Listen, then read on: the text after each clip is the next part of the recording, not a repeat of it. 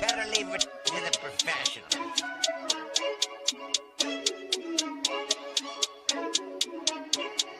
Blessed by Bundy, blah, blah, blah.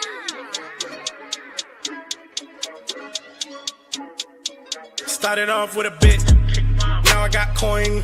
I see where y'all going. Been poppin' since Web 1, hella hoes on Web 2. I was living a dream, now I'm on Web 3. And it is what it seems, topping the pyramid schemes, I'm telling you. I'll sell you a percentage on Nebula. Shout out to Vince, he'll set it up. Surfing on the web and I'm shooting at 3. I've been goated when I got my G. I'm an alien boy from a different planet, yeah. So I got my drink, I'm riding in the 1920s Model T Ford. Call her Era Lord. Call me Levi, playing on the keys, boy. And I'm about to put my gloves on. If I said it, then I meant that. Yeah, I like that one, I'm about to get that. Crash that whip for the drumsticks, whiplash. I'm about to get them all. Are you with that? In a white boat, surrounded by blue. I want one, but I got a cop too. I wanna fly high in the sky, arms out wide, trying to soar from a bird's eye view. I'm on fire, Ricky, Bobby, cracking the pavement, Whitney, Bobby. I'm a Saki bomb, Hiroshima, Nagasaki. Bruce Wayne been a dog, and I keep it 101, cause I'm feeling kinda spotty. You sipping on some rock, and I'm sipping on octane. The only thing around my neck is the Started off with a blockchain. bit, now I got coin. I see where y'all going. Been poppin' since Web 1, hella hoes on Web 2. I was living a dream, now I'm on Web 3. And it is what it seems, topping the pyramid schemes, I'm telling you. I'll sell you a percentage on Nebula. Shout out to Vince, he'll set it up. NFT, Twitter, blockchain. Seeing with the ghosts and we ballin' like LeBron James. Crypto. We can make a trade, get the memo. Refuse not falling for the FOMO. Listening to Coffee with Captain. You know we worldwide, they loco. I ain't never gonna stop rapping. Orlando, yeah, we working magic. We rocking Ethereum NFTs. I just went and caught me a half base. Man, I gotta shout out Started the off with a boy. bit, now I got coin. I see where y'all going. Been poppin' since Web 1, hella hoes on Web 2. I was living a dream, now I'm on Web 3. And it is what it seems, topping the pyramid schemes, I'm telling you. I'll sell you a percentage on Nebula. Shout out to Vince, he'll set it up. Freaking the mood to choose one, but they got knowledge to move, son. I'm shocking in shades with my brother in suits, yeah, them blues is coming. Even though it's hard to pick, eeny, miny, mo, soda on the mix, no biting lips, it's time to go. Index number 1, no thumbs up, you gotta scroll. Looking at the ghost in studio, it's time to go. I had a helmet on by myself until I met a mask that wanted to have a face off. So I had to bring my chainsaw, full tank of gas in the drive with my brakes off. I'm A1, but a different kind of steak sauce. Welcome to Coffee with Captain, powered by ApeCoin, where we dive into all things crypto, NFTs, Web3, and cutting-edge technology. Remember, nothing here is financial advice. Early-stage tech can be exceptionally volatile and risky. So grab your coffee and join Cap and Steve for today's conversation. Welcome to the future. Welcome to Coffee with Captain GM. Thanks so much for joining. If you haven't done so, head over to YouTube. Give us a subscribe over there. We'd appreciate it. It'd make our Friday. If we get 10 new subs a day, it would be absolutely wonderful. The rest of you already getting the spaces warmed up on X. You all know what to do. Not going to have to remind you. Appreciate all the love there. And as well as we're also live over on Abstract. The Abstract and YouTube links are pinned up top. And it's a Friday, so it's a weekly reminder to look for that newsletter on tomorrow morning. The weekly newsletter comes out. Find that at coffeewithcaptain.com. Drop your email. We won't spam you, but you'll get the weekly recap and weekly pool in there and some new stuff coming. We had a great meeting yesterday with a sponsor we'll soon be announcing, and excited. I think some new stuff, and haven't seen him really talked about too many other places, and doing some really cool stuff, some real world value, and excited to talk more about that in the very near future. Actually, a couple sponsors excited to talk about more about here in the very near future in the news. Not actually, I don't even know. One of these topics we're going to talk about today is related, but I'm not even sure if it's our actual, if they've partnered with our actual sponsor or another. But again, appreciate y'all being here. Happy Friday to everyone, and a lot to get into. Busy day, actually, more so than I can remember. We've got NFTs in the news today. A lot of things happening in that space. We'll talk a little bit about the El Mundo mint this week. Quirky's floor seems to be on fire. Big 10 ETH sale over there yesterday. Klano's doing a under the radar collab mint. Tripper's migrating to a new contract. I just got a beep and I got a little bit of feedback. Can I just get a quick, my apologies, but can I get a quick audio? Is anyone else getting feedback or did you hear that beep? Let me know in the chat here in about 15 seconds after the delay. I think we're okay, but just a little something new, never quite heard before. So just want to double check. General Wags out there loading up on Rect and making money at the same time. I saw my Rect drink cherry cola. Yeah, a little feedback. Let me. I don't want to mess anything up because it wasn't. I mean, I'm assuming it's like me. It sounds like 80-90% okay. Just something's off. Is that? I don't know another way to describe it. Let me. I'm just gonna. You know what I'm gonna do? I'm just gonna unplug this, plug it back in. See if that did it, because it sounded kind of like the feedback of like the aux cable. Oop, that muted it. It sounded like the feedback of like an aux cable plugged into the bottom of the iPhone. So hear no feedback. Okay, we're good. I'm just gonna roll with it. If it gets bad or gets worse, please let me know. Don't suffer in misery if the audio goes out. But you see, Katie can hear it too. Let's see, so that is Abstract can hear it, but Machiavelli was not hearing it over on YouTube. So I really don't know. How bad is it, Katie? Do I troubleshoot or power through? Only once. Okay, so we're just gonna roll with it then. If something goes off the rails and gets bad, let me know. I'll unplug and plug back in more cords because that's about the extent of my tech troubleshooting. But all set now. So we're gonna keep going as if nothing is off. Again, thanks for that. Thanks for the audio. Thanks for the production help. Co-producers rolling deep today. So this is General Wags. Indiana, Maryland, Pennsylvania, Ohio. Your arbitrage has arrived. Giant Eagle. You can buy a Rect drinks case for just $6.99 for a 4-pack. Been played 50 million Rec, which right now that's about $17 to $18, or almost a 3x on your money. Free drinks and then $12 of extra Rect. Not a bad deal. I'm going to go ahead and actually, I'm going to send this to my parents and my brother in Cincinnati, or my mom, I should say. Send to my mom and brother in Cincinnati, and encourage them to go buy some Rec drinks, stock the fridge, and claim 50 million of Rec. Good deal there. I also I've been seeing more and more X Games heating up. Yeah, everyone heard the beep, but audio not bad. Okay, very, very little static. Yeah, thank you for all the assistance. If the static gets worse, let me know. We can, the one off beep is fine. Really weird. I have no idea what would have caused that or where that would have came from, but it's another day here on X, and we just never know. It's a new day. Part of what I love about this is something new every day. Sometimes we know what that is. Don't. There's the beep again. No clue where that beep is coming from, but because I have no clue where it's coming from, I also have no clue how to turn it off. So I was gonna crowdsource a title this morning. Maybe we include beeping. Maybe we include something about got a few hairs cut yesterday, and this week had my first waxing experience.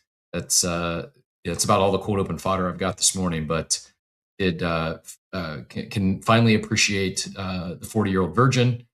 Probably my dying roadcaster. Very well could be the dying roadcaster. This thing is on its last leg. Your Payne's probably right. I've had the roadcaster has been powered on. I just don't power it off anymore because power button, I got to push a button, is went out, and it is like I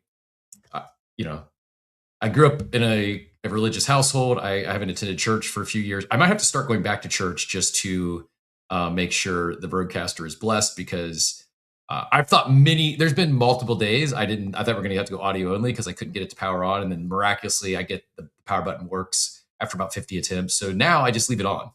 Now it's just powered on 24/7. So it probably is the roadcaster.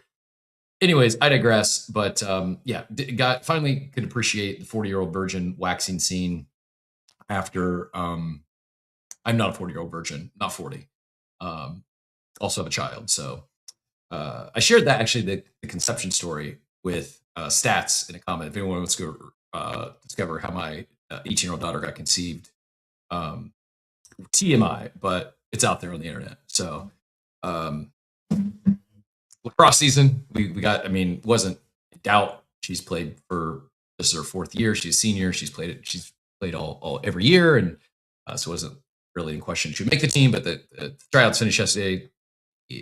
Schedule's out, so excited for one final hoorah as it comes to sports. This beeping's gonna drive me nuts. I'm just gonna try to power through it. It's the last time I'm gonna comment on it. If it gets worse, if it gets annoying, let me know.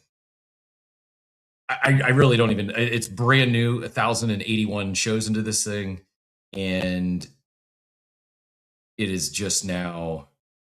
Actually, does anyone remember when did we go? I'm trying to think. When did we use the Roadcaster prior to video? We did, didn't we? We must have, but I don't remember when. And it doesn't matter. I've exhausted our cold open time on waxing and beeping, but it's thrown me for a loop. My ADD brain does get distracted very easily, and the beeping is one. I will do my best to ignore it, not comment on it. If it gets worse for anyone else, let me know, and I'll attempt to unplug and plug in more cords, as I said. But back to the business at hand. Market's kind of choppy. I mentioned we got a few headlines, some NFT momentum actually. MegaETH doing some major numbers. They've already eclipsed multiple long-running blockchains in terms of total transactions in just a very short period of time. And it was not artificial mesh. Man, there's a few places I almost went, but we're going to keep this a family show. This is hilarious. Suyin X, am I saying that right? I had to check if she left. She's getting ready to walk out the door now. So I'm stalling briefly, but this is hilarious. Like this is worth extending the cold open for 2 more minutes because Suyin says, "Cap waxing. Tell me you're dating a Latino without telling me you're dating a Latina." After the waxing, and what I got waxed was like the back of my neck, where I normally shave, and as a, not easy to like shave this back part of your neck. I've cut myself a few times. And anyways, long story short, this was the area. That's all I've gotten waxed so far is like this area. And it's like fine. It's not that bad, but my waxer did kiss me afterwards. So not only are you spot on, my Latina girlfriend is actually who did the waxing. And I don't know. I didn't know this was a thing. Today I learned that Latinas and waxing are like peanut butter and jelly, I guess. I did not know this until right now, this very minute. The haircut yesterday was not a Latina, but a Latino. I go in unbeknownst to me, new place, and they've got Latin music playing and everyone, and that was basically anyways. I got served some Cuban coffee. It wasn't a colada, it was some other Cuban coffee that was the first time I've had, but I'm not kidding. I'm fully embracing the lifestyle as an honorary Latino, and I feel like I can do this because there was someone there yesterday. I believe I think it was from Cuba. I didn't ask, but he was pastier than me. So I did not know this. I think I can pull it off. As long as I can somehow learn to speak Spanish, I think I can pull it off. I did understand portion of a conversation the other day we had a waitress who was from Argentina and said she'd been here for Veinticinco. I obviously I can't speak very, very fluent, but I did interpret that she'd been here for 25 years without having to be told that. So my brain is learning by osmosis. I don't know if this is a result of our text the other day and you're trolling me here, Von Frunten. I can't do I've attempted a diet before, and not joking, I feel like I'm like a poor man's version of Ryan Day. And I just can't do. I know that there's ways to make it better, but I've even had it done professionally, not just myself. I've done like the Just for Men, try to do that. I've went and had stylists dye my. It just never looks right. I don't know if it's my shade. I don't know if they just do too much, but it does kind of like the crow's feet are gone. Well, not gone, but they diminished thanks to modern medicine. And this, I just don't know. Like, it bothers me. It does bother me. I'm just being candid. I don't like how it looks like I have a mustache from videos, especially against this wall. So 2 things that either happen. I probably attempt to dye this or paint the wall, because it's like, I'm not trying to rock a mustache at this point in my life, but yeah. I don't know how else I'm supposed to say rapist. That's just that's what they're called. If anyone can help me on that, I'll attempt to pronounce it another way, but pain. I thought I was out of cold open like 9 minutes in, and me with the pronunciation. Man, that Jack, did you hear that beep? Now it's pronounced. Yeah, that was a weird beep. It sounded like the old AOL broadband connection. You know, I mean, you've used this tech, I think, pretty much similar setup as me. Any ideas what it even might be? Not even exaggerating. I've never heard it before, ever, on this show. aux cable. Cable It sounds going bad? like something's loose. Yeah, I'm guessing that's probably it. Another cable going bad. It's so funny, Yeah. like all this equipment, and the biggest issues I've had as far as thus far is actually just the cables going bad, which is, it's not like I'm pulling them out with my teeth or anything. Like, they should theoretically. Yeah, they just sit in there and degrade very rapidly. Yeah, I am so right? with you on that. Yeah, you're probably right. And unfortunately, this one is going to lead to, let's see if I can show you. This one's going to lead to not just a new aux cable. This thing here, this aux cable, I kid you not, Steve overnighted it to me once, because you can't buy them anywhere. The only ones that work. Yes, the double freeze. Yep. The only ones that work on with a Rodecaster for Spaces is Apple OEM aux cables for the Lightning, not the USB-C, but this is a iPhone 12, I think. And the only ones that work are Apple OEM. The only ones you can buy, Apple discontinued it. The only ones you can find online, maybe you could go eBay and find a used one, but the only ones you can find are aftermarket. The aftermarket ones don't work. I went through like a dozen of them. Ooh, Cap, I might have some alpha for you on that. Yeah? It's actually just, so, you know, when I can't do it without you not hearing me is the problem, because my setup is also plugged in right now. But when you unplug an aux cable, they have either 2 rings on them or 3 on both sides. You need the one with the 3. It doesn't have to be Apple, but if you've been using aux cables and you don't know about aux cables, it was one of the banes of my life when I first had my Rodecaster set up. I was speaking to people with Roadcasters everywhere. No one was like, dude, it's just the aux cable. You need a 3-prong thing. I don't know how I found the answer to that, but that's all it is. So I will send you an image of what I mean, if that makes no sense to you. But basically, when you unplug your aux cable, and I'm going to do it now so you won't hear me for. We'll be back in a second. There is basically 2 black rings that you will see on the actual sort of metal that goes into the aux, like the actual plug-in bit. For most aux cables, you need the one which has 3 of them on it. And if you do that, that's basically audio to feed connection, whilst the other one is just audio. So it's like for your headphones to listen, but not to make noise. So probably the Apple thing was something to do with the fact that you could speak through the headphones, etc. Gotta be.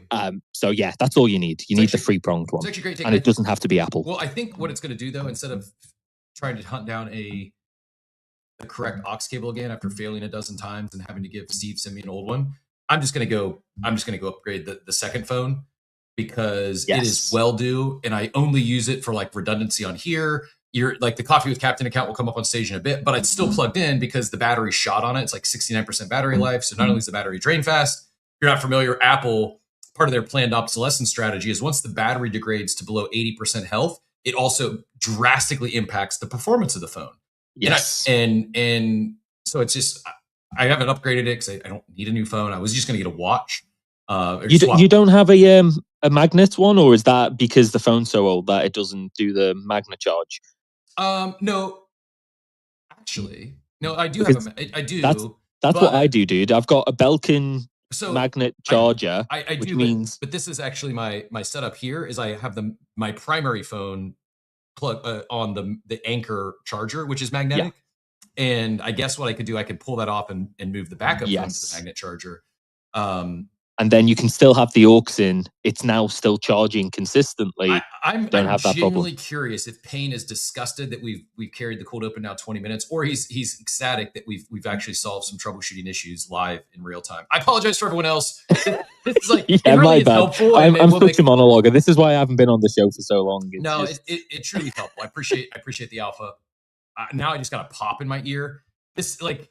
It's a Friday. We might get off the rails today. This thing, we might go 3 hours, or we might shut it down in 45 minutes because I don't know what is going on right now. Tech wise, it seems to be all painful, crumbling. dude. It's like every word you say, there's this tiny crackle at the end of each word. I don't know if you just literally need to blow the aux cable. You know the old like a Nintendo 64 trick where you just blow through the cartridge. Like try that on the 2 ports. Can you? I don't know if you jumped up to help me troubleshoot or you had something else in your mind. Let's do this. If you don't mind, can you give me like 60 to 90 seconds of air cover? I'm gonna do the. I kid you not. I'm gonna unplug everything.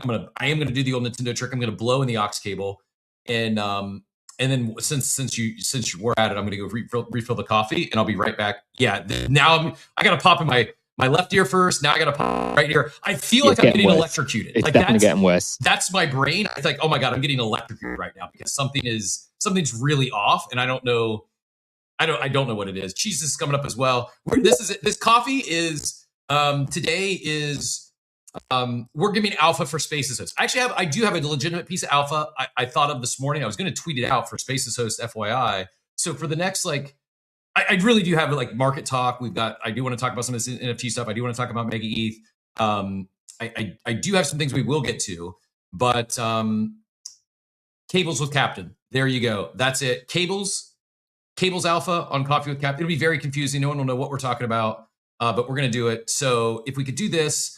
Let me, Jack, I'm going to hand it to you. Take it 60, 90 seconds, then hand it to Jesus. I will listen. I'm going to set my headphones off, but I'm going to turn the volume up, and I'm going to do the unplug, blow the cable, and refill my coffee, and I'll be right back. Thank you all for bearing with us as we try to figure what else is going on. And if I don't think anyone here has my location, but if I get short-circuited, yeah, I don't even know if anyone knows how to get a hold of like an emergency contact for me, but I kid. Kind of. Jack, the mic is yours. Thank you again for the help. Yeah. Cap, if you're still here.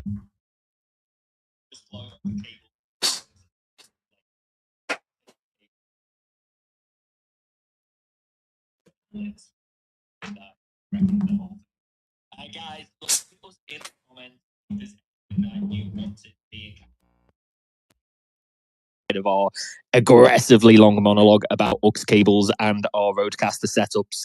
Roadcasters, if you're really, really lost in this conversation, they're the big, fat, chunky, like it look like a DJ booth thing. They're the things that all hosts have so that we can speak through mics, because X is ridiculously behind the time where you can't just like connect a mic to a desktop and run it. The space will not work properly. And if you try and host a space through desktop, it just completely destroys your reach. You can't comment. You can't, like, people look, there's all sorts of bugs that happens when you try and do spaces.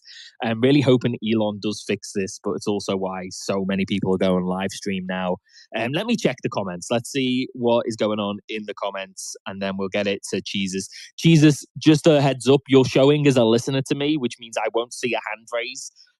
But I know you're up on stage, so give me a wave emoji. I still should catch that. Yeah, so, can you hear me? Yeah, you're coming through crystal clear. All right, cool. Anything you want to talk about today? Anything that is on your mind? Well, I dropped it's an old thread. I dropped an old thread in the comments for that shows that the 3-ring aux cable. It shows you how to set up a Rodecaster 1. If you're not following Chris D, he has some good content how to set up a Duo and a Rodecaster Pro 2. But it doesn't matter. We all have these technical shitty issues. I get pops in my microphone. Sometimes I'll swap where my microphone's at. So Cap, if you're getting popping, I would just change the jack where your XLR is going into. So you think it might actually be the popping might be coming from the mic?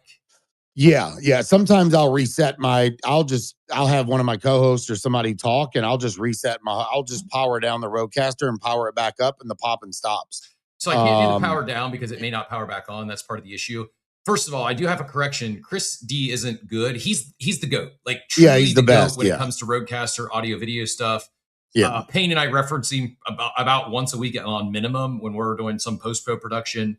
He was going to be the first person I reach out to after the show because I do need to buy. Would you say a Duo is the best for like mobile travel with for doing this sort of stuff? Sounds good now. Yeah, So the I've never messed with the Duo. I've always had the Rodecaster 1, and then now I have the Pro 2. Same one. But but even my audio, like when I play music, whether it's from Spotify or Amazon or wherever, like my intro music sounds like shit. And I don't understand why. But I also have a iPhone 16, and I'm just plugged straight in with a USB-C with a magnetic charger. And I've got some alpha for you as well, Jesus. The music is horrible. What's up, Jack? Because I will fucking try it. So when you scroll on your phone, you know, when you scroll down and bring up this menu, yeah, I've tried that, bro. It does not matter. What? So you've got the thing where it's like the audio is, I don't know what it's like, spatial awareness or something. Can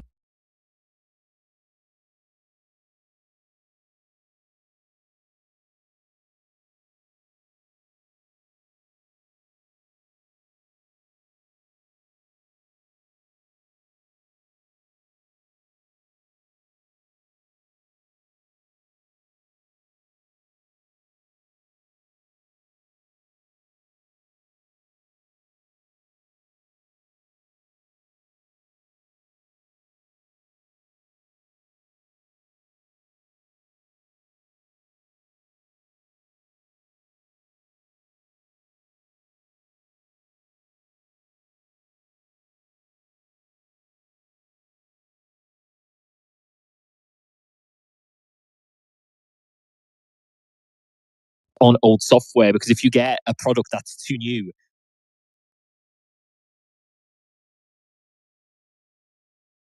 check. Check.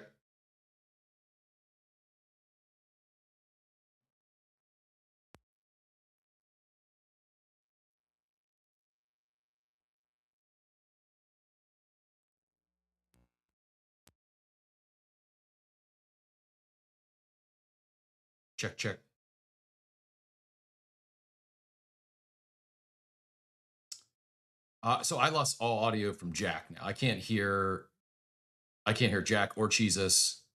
The Rodecaster power cycled automatically for a second.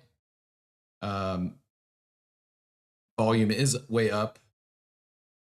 Let me try another unplug.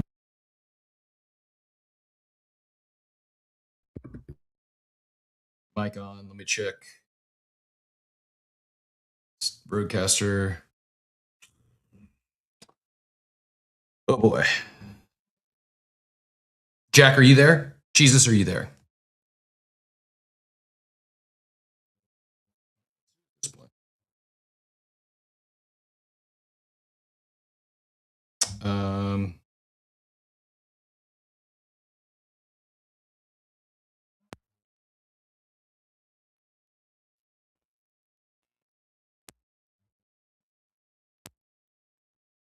Yeah, I think we might have witnessed the Rodecaster dying in real time. It seems to be functioning, but oof, what a Friday. Can you hear me at all right now? Because I've got no feedback, no audio coming back at all.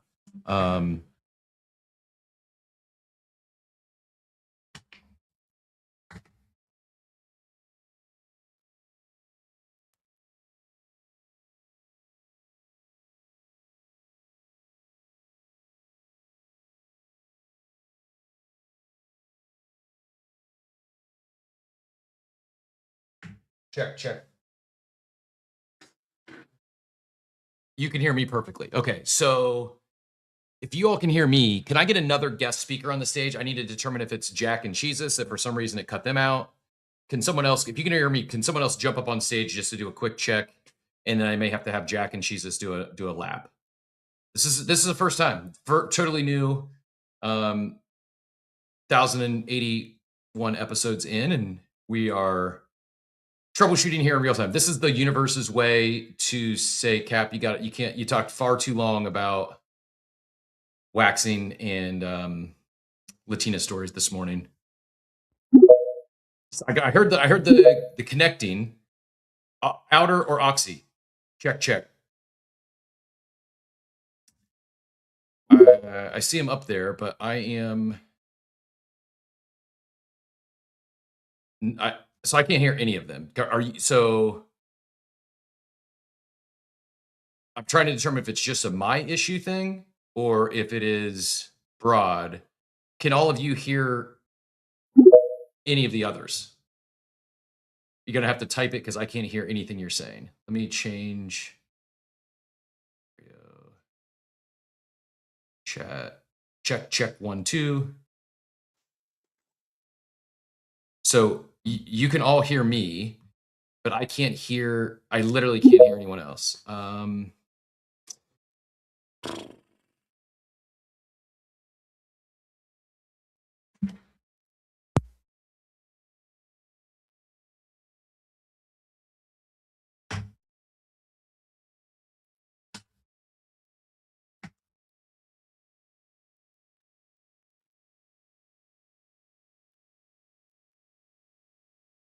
Leave the space and reconnect. Now, something sounds very different. Can I get nothing?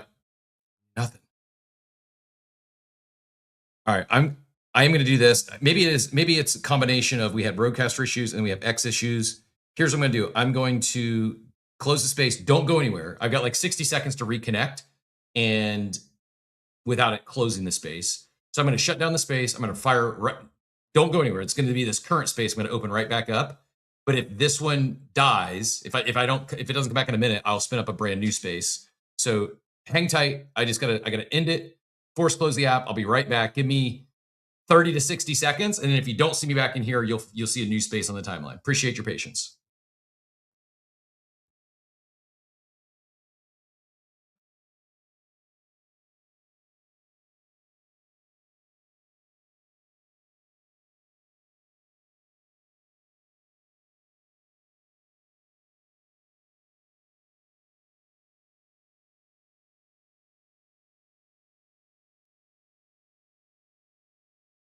And I leave my house and disconnect from my Wi-Fi. We're good. Yeah, as soon as you go on 5G from Wi-Fi, it will. Yeah, it's not a fan of that. I'm aware of that. I got you back. So that worked. Hey, hey now.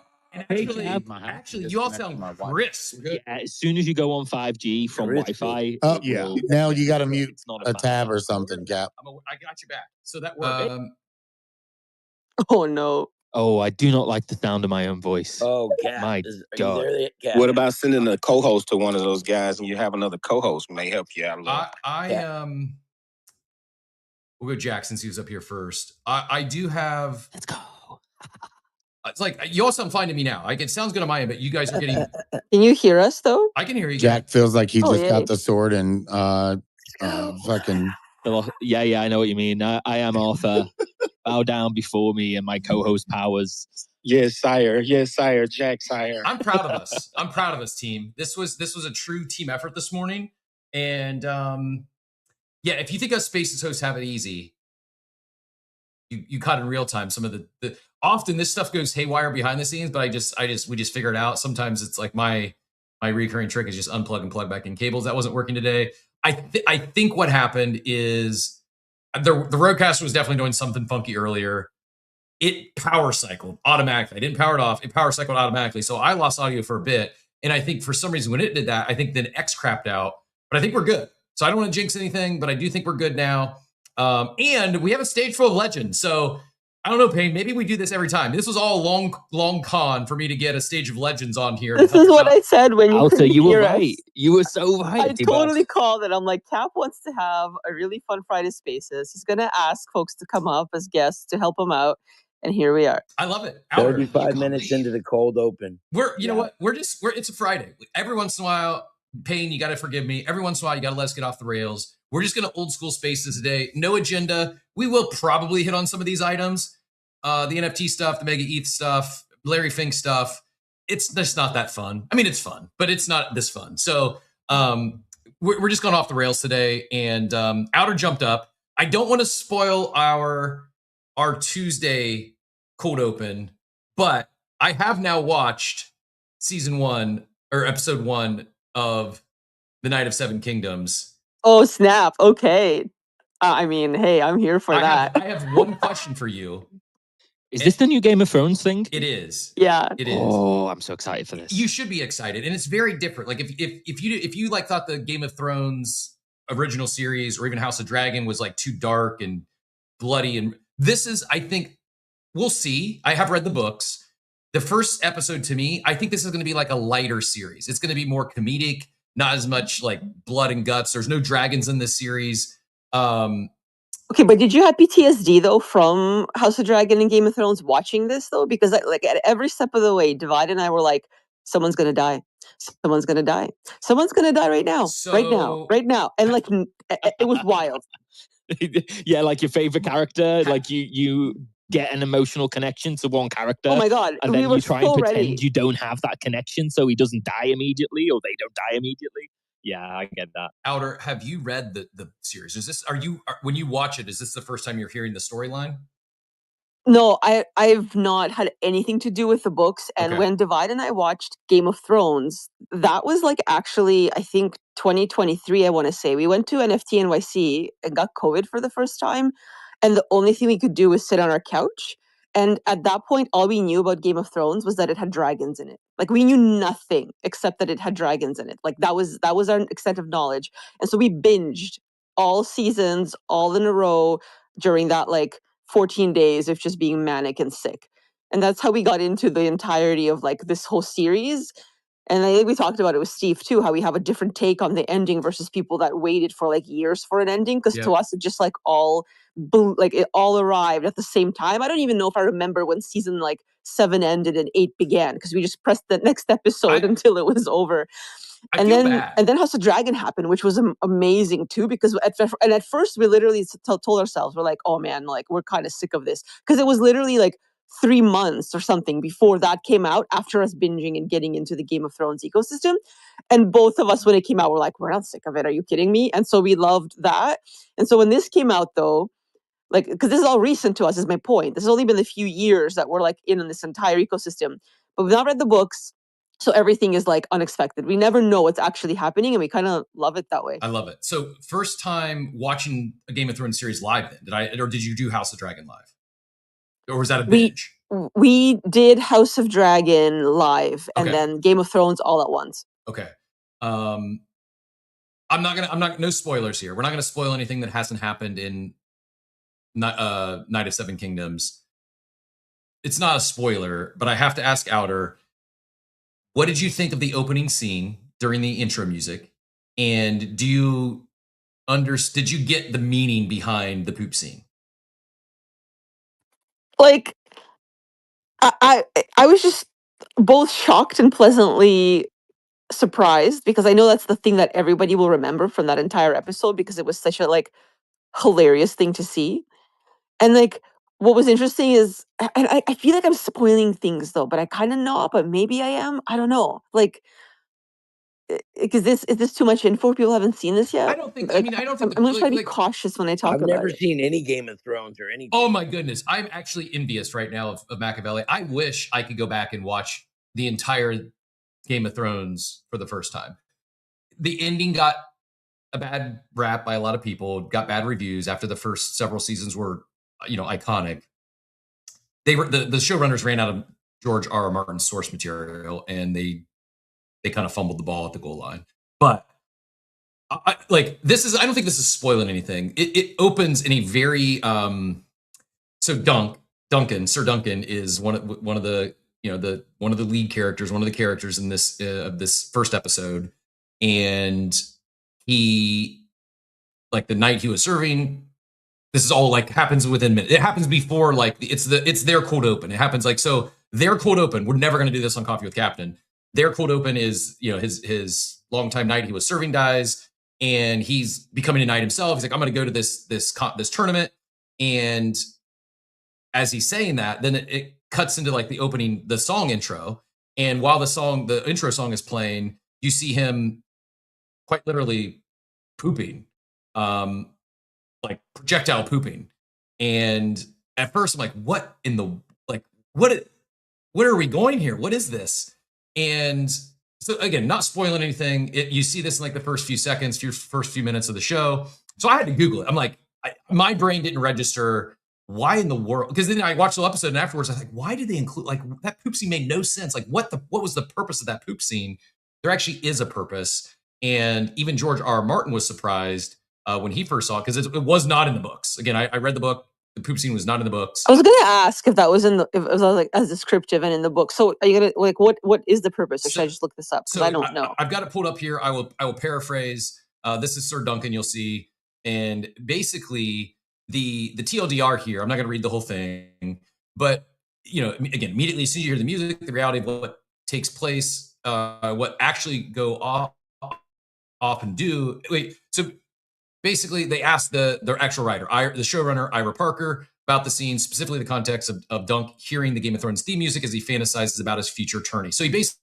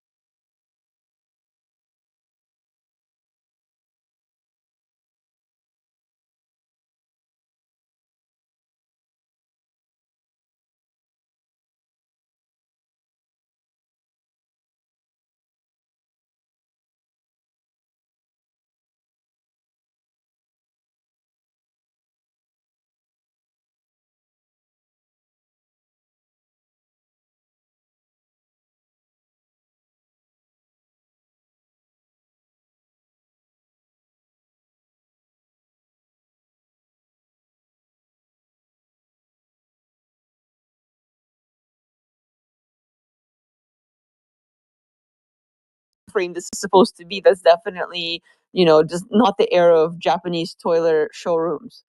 it was a panic poop. We've coined the phrase panic poop here on the show this morning, and I will be doing everything I can to incorporate panic poop into Coffee with Captain moving forward. I feel so seen right now as someone with IBS who, you know, won't let the really, really difficult things put me off doing that thing, or the really scary things doing that thing. I feel so seen by now. So whoever it was who agreed to put that into the show at the start, like, big fan of you. I'm assuming you're also struggling with IBS troubles, but yeah, year 7 school play. Don't ask me any more about it.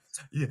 Hey, Cap, what's the ticket for panic poop? I'm deducing if this was the Me Mania, we would definitely have a panic poop contract address right now. I also we're gonna get to all of our guests. Appreciate all the legends on stage. Joey, hold on one second. You know, we lost you on the ABS stream for a few minutes, and now you're really quiet on the ABS stream, but everybody else is really loud. I'll try to throw it out the mic as much as I can, but appreciate the heads up. And yeah, I'm also, it's not lost on me. My other second favorite thing that's happened this morning is Funfronson, coffee with crappin'. We are crapping with Captain. This is like, it must be a meme, like a meme by now. It has to be GIF, right? That scene, like, I imagine. Has to be a GIF. If not, someone please go make the pooping scene GIF. Maria, I apologize. We're no more spoilers. That's it. We spoiled like the cold open. That's it. We won't spoil anything else about Night of Seven Kingdoms. I also have to acknowledge that maybe my favorite thing that's happened in quite a while on Coffee with Captain is this morning I sent Brett a DM and said, "Hey, gonna talk MegaETH today, and no obligations, but if you can jump up, love to have you." And I'm pretty sure as soon as Brett joined the audience, he joins to not the serious conversation about MegaETH and all the amazing technical stuff they're doing, rather panic pooping, IBS, and probably wondering what he just walked into. Brett, thank you for being here. And we are going to talk a little bit MegaETH in a bit, so no obligations, but you are welcome.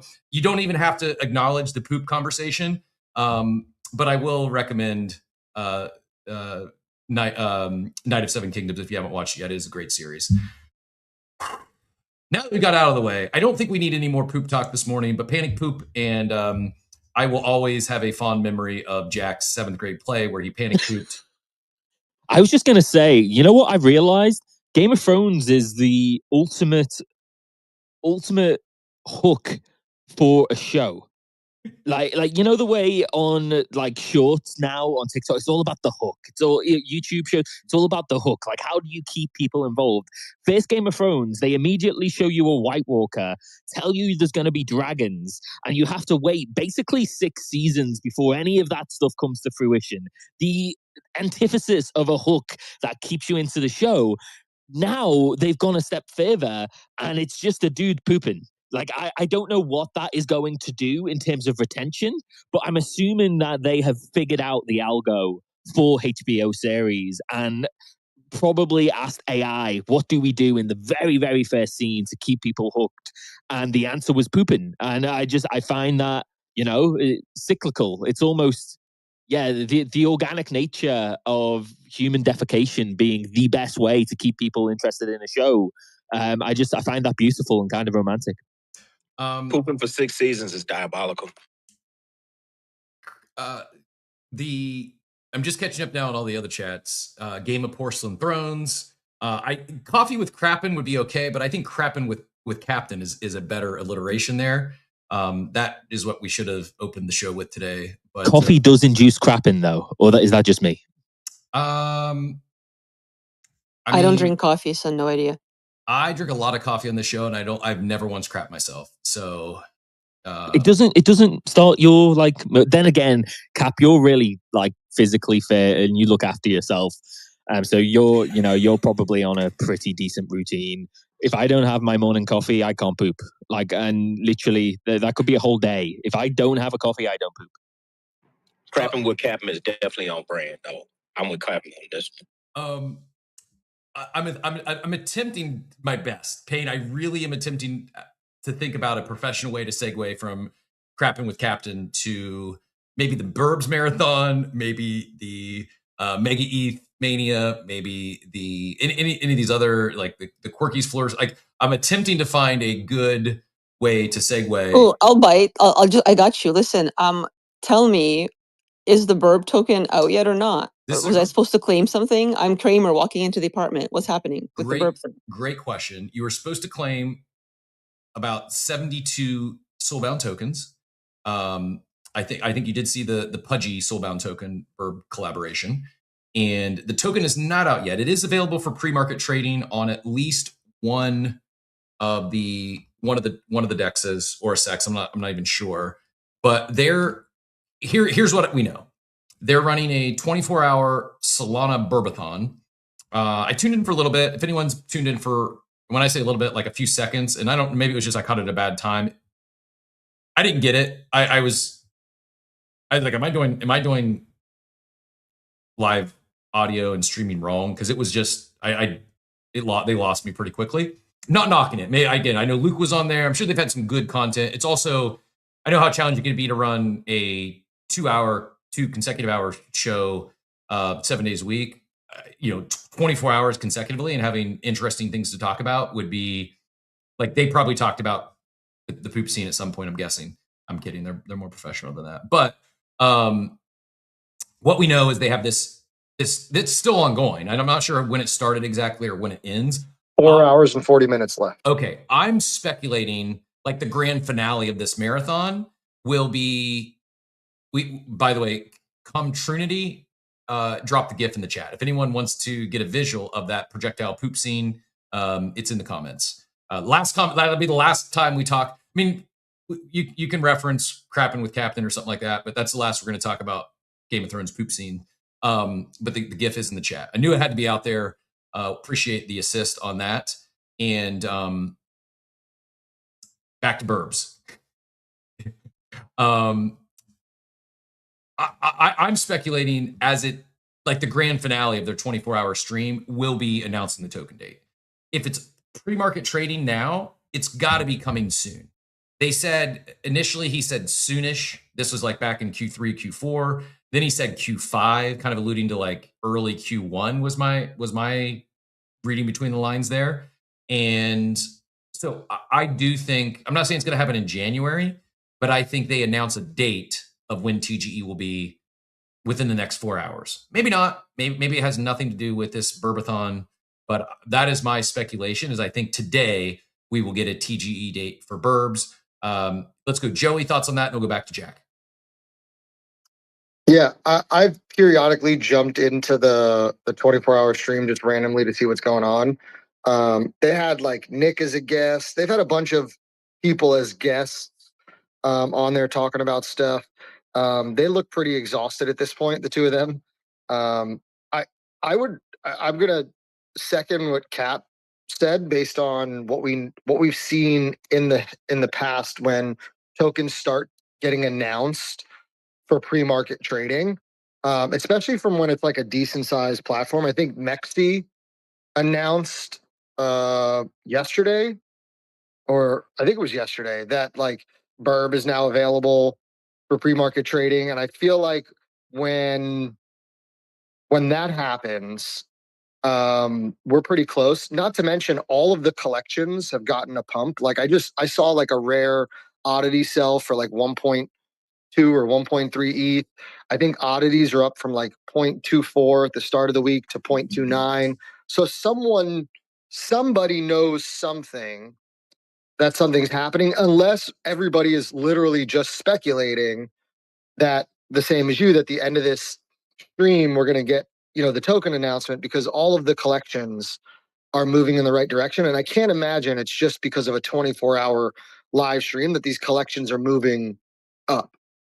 And couple that with the pre-market trading of the token. Yeah, I agree. I think it probably is a lot of speculation that it's coming soon. Yeah, I agree with everything you said. Does anyone? I'm on Mech. You call it Mexi, or I've never known how to actually pronounce this, but I am. I can grab you the link. Hold on. Yeah, I was looking for the pre-market, and I'm unable to find it. You think they might have it highlighted on there, but I can't. I'm struggling to track it down. I think I saw it was like ran up to like 470 million market cap pre-market, but not a lot of volume, and would like to see it on like maybe one of the more something with a little more Zane volume. found it. He put it in the war room for you. Awesome. Thank you very much. Appreciate you, Zane. Jack, thoughts on BIRBs? Are you in the BIRB ecosystem? No, and look, Congrats, by the way. This is why I know the token is launching soon, because I had a decision to make on this Pudgy or a Moonbird as like an immediate thing, and I was like, I've not heard anything about the token just yet, so I'm gonna go for the Pudgy because I've just done like a big personal brand change, and that makes more sense for me. So it's indefinite. It's gonna come soon, and it's gonna melt faces because I didn't buy one the moment I thought I was going to buy one. I will say I am in love with the Clippers right now for keeping me contextually aware of a 24-hour stream that I wouldn't watch if my life depended on it. ADHD and 24-hour streams are not made to cohabitate. And I think there's been some really cool stuff like Gary V talking about, getting a TCG on the line with Moonbirds, because Vibes, I think, is like by far the most successful TCG that has come out of this space with the Pudgy Vibes collection. So that's a big thing. I've seen Luca talk about why the top 10 projects and why apes have such a big thing against Luca and the Pudgy in terms of competition. And actually what should happen is the big collections, the OG collections, should just swap equity with each other. Like, hey, look, you can have 1% of mine. I can have whatever that is an equivalent of yours right now. And basically just like get along and be like, have like a real stake in supporting that project more. I am for both of these things. I am for both of these things right now. It's just like, look, I'm not talking about any project, but I am talking about any project that has been here through the 2021 cycle that still has volume, what still has a, real some version of a product that's going to be launched, however long that might be, whether that be another side, whether that be what Pudgy are doing, whether that even be, and this is good, people are going to hate me for this, but an anime.com. Like, I would just be like, hey, look, take a very small percentage of equity and just spread that love around. And how about we start supporting each other a little bit more? So that's all I had to say. They were the two clips that caught my attention. So GG's to the Clippers, and GG's for Luca and Gary V for like supporting Moonbirds and coming onto the show. Where's Garga? When is he hopping onto this 24-hour stream? Like, come on, Garga. Like, help a brother out here. Didn't Yeah, they, Budgie didn't should they go buy a own bunch of Moonbirds? deeds and stuff. They should buy 1% of the deeds, and then they own 1%, and then they have an equity stake. It'd be dope. Would not be a Coffee with Captain with Machiavelli on stage if we didn't get at least a other deeds or other side mention in here. Outer, I saw your hand up. We'll go to you next. I do have the chart pulled up here, pre-market chart for BIRB. It looks like it popped up to about, there's 1 billion tokens in supply, so it popped up to about 500 million market cap, currently trading at about 240 million pre-market. I'm curious. I think that's, very little volume. There's $3,000 total volume here. So don't read too much into this at all. However, I kind of think that in my head, I'm thinking like a quarter, 250 million is probably a good open. I'll need to go and pull up some of the other. Now, unless they have something at launch, I expect it to follow the trend of Azuki Anime or Doodles Dude. I don't think Spencer would launch it without any sort of utility or use case for the token, any sort of syncs. But if not, I'm anticipating somewhat of a sell-off. I do hold a Mythic, and I've been collecting some of the Soulbound tokens. May list my Mythic today. I'm not sure how I'm going to play this. It's not a huge play for me. Like I said, just the single Mythic, but it is a Grail, so it's like I'll list it like way above floor, and if it sells, it sells. Otherwise, I'll take my token claim and move on. But in my head, I think 240, 250 million is probably about right in the current market. But Outer, go ahead if you want to get back in here, and then we'll get Drew in, and then back to Jack. So I'm probably the only person left with this problem, but maybe not. I am not mark safe from nesting my Moonbird on day one and still having it nested today. Amazing. It's pretty ridiculous. I have the matching oddity to it, and like my Moonbird is like top 1500, I think, rarity, and then the oddity is top 500. And then I have a Mythic as well, and like I don't know, I have 2 bins. I have like whatever I have, like whatever was offered that I could get, I had, just because it was like easy to do that. But then Spencer took over, and they had that like one run up to 4 something ETH.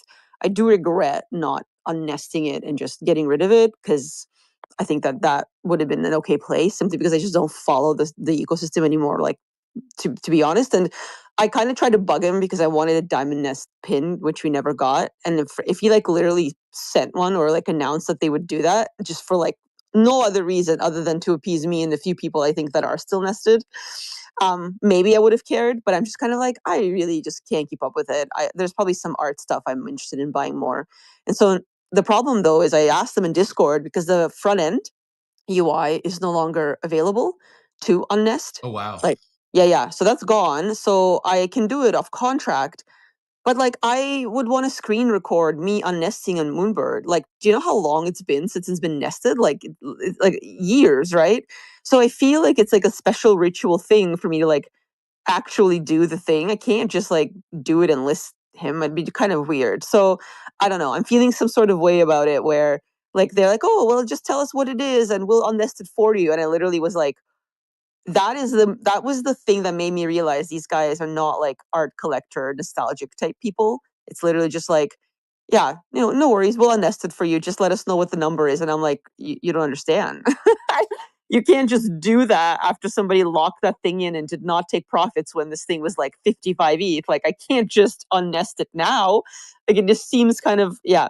So I'm in this predicament where like I actually want to sell all of these things, and they're all just like, haha, mint condition because I haven't touched them. But I don't know like that I can just off contract unceremoniously like just dump it. But this is why I like didn't do it in the beginning when this thing skyrocketed. Like there's something about the nesting that totally psychologically got me. So maybe my day-to-day cap is going down, and finally like I'll just document doing it off contract and do the thing and get rid of it, especially since it was Joey that mentioned that some of the rares are going. Like maybe if I put it in at 4 because it has like a diamond necklace on it, maybe somebody might want to scoop that or something for like a bit of a higher price, and that I can buy the arty thing that I had my eyes on for a while. A diamond head, not a necklace, but a diamond head. Now there's others. Looks like some other rare traits. It's number 356 overall per OpenSea's rarity. It just sold for 6.6 ETH 7 hours ago. A lot of these are floor sales, but yeah, a few rares popping in. I'm kind of surprised they didn't, because I think of Spencer as a collector. even pre Web3. I mean, if you've ever seen like his background, he's got like original sheets, uncut sheets from like Magic the Gathering and a lot of the other TCG games that he's collected a lot of stuff, physical and digital. I wonder how many people are still nested too. That's just another random thought. But Moonbirds floor is up 8% on the day. The Mythic floor is up 5.7% on the day, and they're trading at 0.29, same as Oddities. Oddities up 9% on the day now, trading at 0.29. So Oddities and Mythics trading at the same price point. Let's go. I think I had Drew next, and then we'll go back to Jack and then back to Joey. Drew, GM, thanks for jumping up. Yeah, GM. I think Jerry, what you were saying before about I think it's pure speculation. I don't know if you all saw the clip when Luca was on there. How pretty much they confirmed it was before February 16th. Oh, really? Okay. I did not. I missed that. So they confirmed. Yeah, he said he would be early Q1. Early Q1 technically is February 16th. That would be past the date. And Lucas said that. And then Spencer kind of confirmed that. Very interesting. I see a post now. I'm not sure if it's the one you're referencing, but Boss Lee going on chain. Good breakdown. It's not just a clip. He's got a lot of, it looks like about a 45-minute clip, and he's got 20 some bullet points under everything they're talking about. So a good overview here. Let me actually just share this. You can see this is, Spencer shares his journey from holder to owner, how becoming an owner changed Spencer's investment thesis, why investing in founder and team, why BIRB token, Pingu token, and the Pudgy NFT. Luca, what does bringing a crypto holder really mean? ApeCoin and other side meta. There you go, Machiavelli. IPO buyers are not the same as crypto buyers. Crypto needs distribution. I'm not sure what Moonbirds community, product roadmap, Vibes TCG to be in major big box retailers. Luca's thoughts on Vibes, Luca buying Moonbirds. Vibes TCG edition, first edition are undervalued. Keeping Vibes TCG unboxed is a bet on Spencer. I also need to, do I keep my BIRB 12-pack unboxed? Right now, it's still got the vinyl. It's still wrapped. I would open it to scan the QR code to get the SBTs. That's what I'm thinking. I should. And you could reveal a numbered. If you reveal a numbered card, so each one comes with a trading card, and some of the trading. I revealed one that was like numbered to 99. There are some of the trading cards are numbered. So not only do you need to scan the QR code for the SBT, you need to look at the cards to see if you get a numbered card, because those numbered cards might be worth grading with PSA, because there's probably going to be value in those. I don't know if there'll ever be value in the vinyls, but numbered cards for any TCG or any collectible typically has value.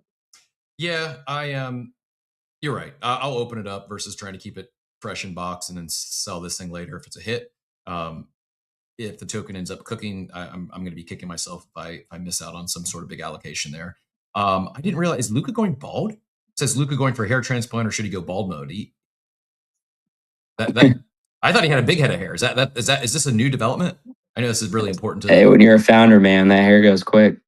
I mean, I'm a sports guy, so there was this big Kyle Shanahan clip going around from like 9 years ago, and he's aged like 25 years. I'm like, yeah, this is basically, they just described me in my last 5 years in crypto. I not that my hair has stayed, but my facial hair has went from a little bit of salt and pepper here to like it's basically white minus my mustache. Joey, go ahead and get back in here, and then I don't see any other hands. Actually, Drew, you're go back to Drew, and then we'll go Joey. I was just going to say one more thing. So if everyone hasn't turned into the BIRB stream, Gary V hopped on there last night, and he was on there for probably like 30 minutes. I think that's worth a watch. Oh yeah, they were talking about some actual pretty interesting perspectives from like, being a founder or behind the scenes of, how do you actually create something in the space that that's going to be copied, that provides value and doesn't just extract from your holders. And then I also have my eye on the Moonbird strategy token, DYOR, DD there, but with everything moving, I'm definitely watching that pretty closely. That's actually a good call out. If you typically, not always, but typically when something really runs, you see speculation, people could buy assets in ecosystems where there's multiple collections or multiple tokens, like sometimes some lag. And yeah, I hadn't even thought about the BIRB strategy token because they're launching their own token, but I don't know. Maybe they pull a move where, I mean, just imagine hypothetically. I have zero insight. This is pure speculation. Please don't trade on this. As Drew said, do your own research. The market cap right now is at 1.26 million. They could. I'm not saying they will. They could offer some sort of BIRB allocation for anyone holding X amount of BIRB strategy token. Maybe not. Probably not. But it is a good call out for something with a lower market cap that wouldn't take much to move it. It's up 1.67% on the 24-hour clock compared to the NFTs pushing 5 to 10%. And interesting thought there on the BIRB strategy token as another potential way. There's soulbound tokens as well. If there's any of those you could go claim, I'm pretty sure those will lead to some sort of allocation with BIRB tokens. So if you can go claim any of those still, I don't know if there's any free ones that are free for all anyone can claim, but that's what I was going to bring. We brought that up in my space yesterday, and I think I had like 3 or 4 people DM me and say, "Hey, I didn't even know I was eligible for this." A lot of them you had to do certain things. So, like if you participated on Aster, I think it was like Aster Rocket or something like that, you had to participate. Then you could, get that badge and a lot of different things. Even though Kaido's down, there was a claim for a badge through Kaido. If you had that, and so there's a lot of badges, but I think the last one they did has like 4 days left on it. So I would think the claims are going to shut down pretty soon on that. And I think it's like minting. You can go to the Moonbird site. All the badges are there. Yeah, if you go to the Moonbird site, there's actually a tab for SBT, and you can see there's a buy real. I don't know what this is. Buy real. The real yield layer for sustainable DeFi. This is literally the first I've ever heard of buy real. The Astra one, as you mentioned, the Telegram stickers, Meteora, Kaido, Jupiter. And there's been a few others that aren't listed. Maybe those are the ones that are still live. So probably worth going and claiming those if you can. I'm going to just keep it real. They kind of lost me. I get where, and I understand this is probably going to be like, you might get like $2 per soulbound token, $2 in BIRB. My read here is this is, how when Pingu launched, they went very, very wide. And basically anyone who ever did any activity on Solana, you had a minimal amount of Pingu you could go claim. And so when Pingu went live, they had hundreds of thousands of holders. I think that's the thesis here, if I were to guess, is by giving away these free soulbound tokens and you just had to take action, instead of just giving token claims to everyone who has a Solana wallet, they're giving them to everyone who does a little bit of activity and at least has some Moonbird asset in their wallets. Maybe I'm wrong. Maybe it's nothing but art, but can't hurt. It's a free claim. There's several of them. I'll pin it's just moonbirds.com, but I'll pin it up top in case just to be safe. Joey, go ahead and get back in here, and then we'll keep moving. Jack did have his hand up, but then it went down. So I'm not sure if Jack wanted to jump in first. Okay, maybe because he stepped away. Back to the Vibes TCG thing. So I actually, interestingly enough, was going into some card shops around my neighborhood looking for some stuff, and went into this one like small kind of like, guys not very organized, shit's everywhere. And what do I see sitting on the counter but a whole stack of like 6 boxes, it's not a lot in the grand scheme of things, but 6 boxes of the new Vibes Low Pudgies collection that he's getting ready to like put a price tag on and put out for sale. And I immediately thought like, man, the fact that this little card shop, in Davie, Florida is carrying these, talk about great distribution. But then for those that don't know, the Vibes, on BZ, we did do a launch with Vibes, the original one. And there are still some boxes sitting in our vault that some people have listed for sale. They're well above, if I remember correctly, last time I checked, they are above the original sale price because you really can't find many of the first edition Vibes boxes because most people have either ripped them chasing all those, rare cards. But I would say if you're not sure if you want to spend 0.3, and this is not financial advice, right? But if you're not willing to spend, 0.3 ETH on an oddity or a mystic, but you do feel like you want to bet on Spencer and like what they're building with Vibes, trying to find a first edition Vibes box and just sitting on that for a couple $100, 2, 3, 400, whatever it is, might not be another bad investment. If you believe their TCG division, Orange Cap Games, is going to continue to excel. I mean, I think I shared a post in the War Room. They're at, I think, a bunch of the team, he said, is at like in Switzerland or I don't know, somewhere in Europe, doing like a world championships, like a Vibes TCG world championships at some convention. So clearly the game is catching on. If you go to Spencer's page, Cap, and I think it's like the last tweet he literally posted about like some of the team at some convention doing like a world championships. Interesting. It is pretty impressive, and it's one of those things that outside of the TCG space, I don't see it talked about too much in crypto and Web3, and it's probably like this isn't like I'm sure this isn't the first speculation or person saying this, but I wonder, like, so I don't own any of the Vibes TCGs. Did they have a digital component? Is that right? They like I know they have the game. So like, does every card have a digital component or no? So they're a lot like sort of. So they're a lot like Pokemon and stuff now, where like when you open a pack, there's a redemption card inside of each pack that you scan, which then gives you like when you scan that one card, it allows you to start building your digital collection of the Vibes TCG, but it's not a 1-to-1. So like when you open up I think there was 12 cards in a pack, maybe, I can't remember exactly. So you don't scan all 12 of the cards you rip open in the pack, and those are the 12 cards you get. You just scan the one card in the pack. And then that helps you build your digital collection. But the world, I've seen videos of the Vibes competitions, and it's real. It's like physical. It's not digital. It's people sitting across each other at a table, battling each other like Pokemon, like Magic, like that. So, but there is a digital component. So then with that digital component, maybe it's not 1-to-1, but it would be one per pack. There's a way at least for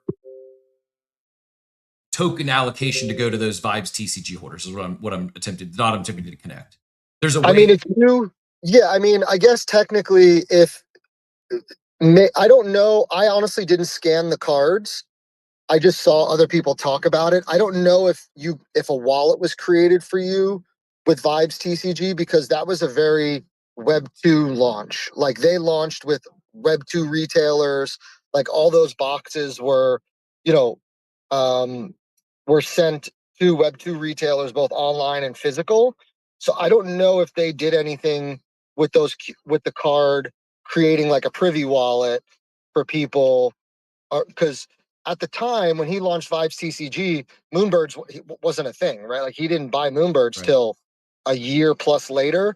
So I don't know if he would. I feel like that would be kind of a little unfair if you're like, oh, by the way, if you bought Vibes TCG, which is a Pudgy Penguins licensed game, we're going to give you BIRB, even though we didn't even own Moonbirds. I mean, until a year later. Yeah, I don't know. Maybe, but it's someone who supported the company. I mean, the Orange Cap Games is the owner of Moonbirds now, so I can see them making the connection. Maybe not. No, I mean, do we know what the first edition, the Vibes TCG Enter the Huddle first edition, those booster boxes sold for at retail when they first launched them? 150. Okay, about 150. So, depending on the retailer, I would say anywhere from like 125 to 150. So, Phonics just dropped in the War Room. The last one sold about a week ago or so on eBay for $250. So they're up from 150 to 250 on secondary, which is a good sign. I know in our world, big whoop, you made $100 on a $150 purchase.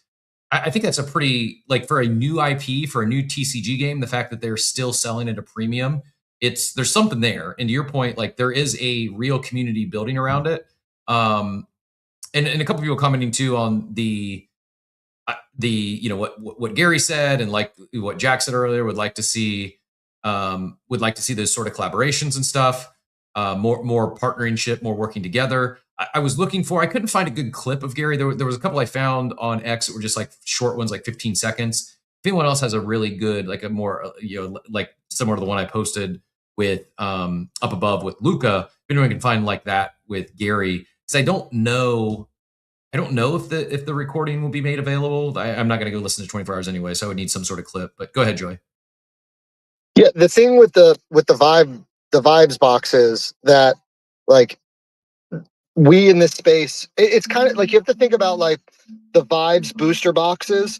You have to think of them as like unrevealed NFTs, right? So like if you were hunting for like a one of one or a hoodie punk, you would go and the less on the less options for that unrevealed NFT, the higher the price goes, right? Because then you have a better chance. The Vibes TCG boxes are very same. There's a lot of very rare cards, and sketch cards, and things in that collection that have not been revealed yet. So you have to look at it from the perspective of like if this continues to grow as a TCG, those boxes become increasingly more expensive because people have not revealed the sketch cards, the ultra rares, the grails, etc. And with their connection, they, for those people who don't know, they got their start in Magic the Gathering. They were huge, like world champion Magic the Gathering players at Orange Cap Games. So they're very ingrained in the TCG community. So their connections in that community is what has helped grow Vibes TCG. And you can go look up what some of the rarest Magic the Gathering cards have sold for over the years. So if you believe that, forget BIRB and Moonbirds and whatever, but if you believe in their ability to grow a TCG and branding, these boxes are 250 is going to look like peanuts one day if that's what you believe they can build. All I know is Vibe Set 3 is going to be the best yet. They had a legend working on the team. I'm not not my place to share more details, but excited to see not just a legend, but a friend, longtime friend, fan of the show, and a War Room OG. Excited to see this next collection. Diego adds in the abstract chat, on the digital Vibes TCG, you create your account when you claim the codes and add an abstract global wallet. That's even more of a tie in there. There was also in past or flyover, we mentioned Ape Chain and Other Side. I saw another take. There was some speculation that Pudgies might be coming sooner than later to Other Side due to some comments made on that stream. And I thought we'd see a lot of consolidation. I think versus more acquisitions of the NFT native brands. I do think the collaborations working together and some partnerships, whether there's equity swaps or not, probably makes a lot more sense at this point versus M&A activity. But I'm not like, again, I don't stand to make or lose a material amount of money.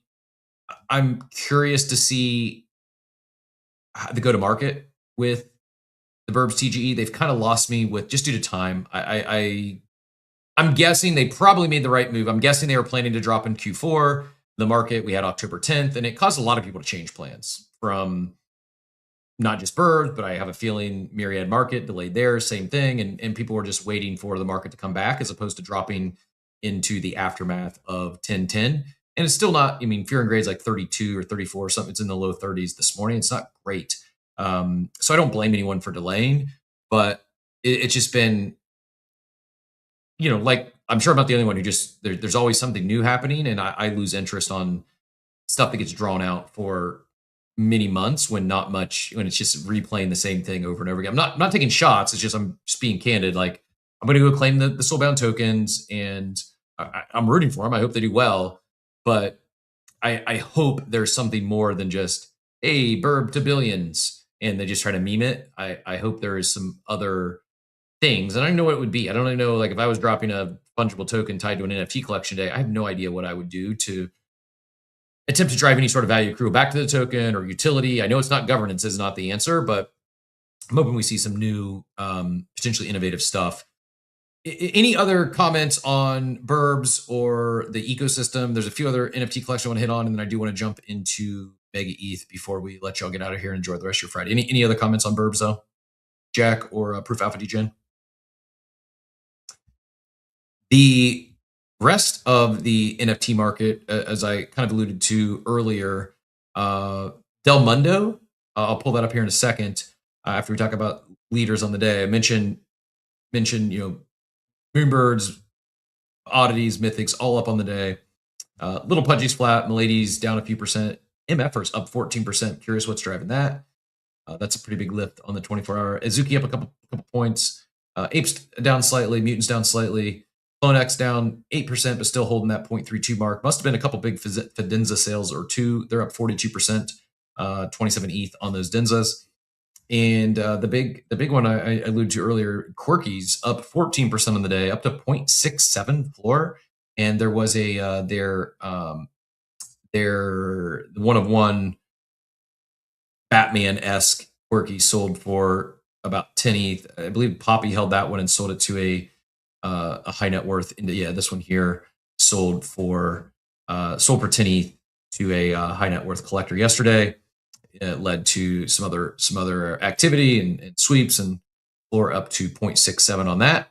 And another brand and team acquisition that is getting some attention, but not quite on the level of BIRBs, for instance, but rooting for all of them, and hope we continue to see. I hope they continue to do well. I hope we see some big things.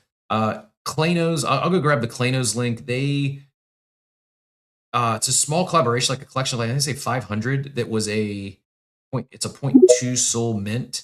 You get a chance for maybe a rare Popkins, I think I saw.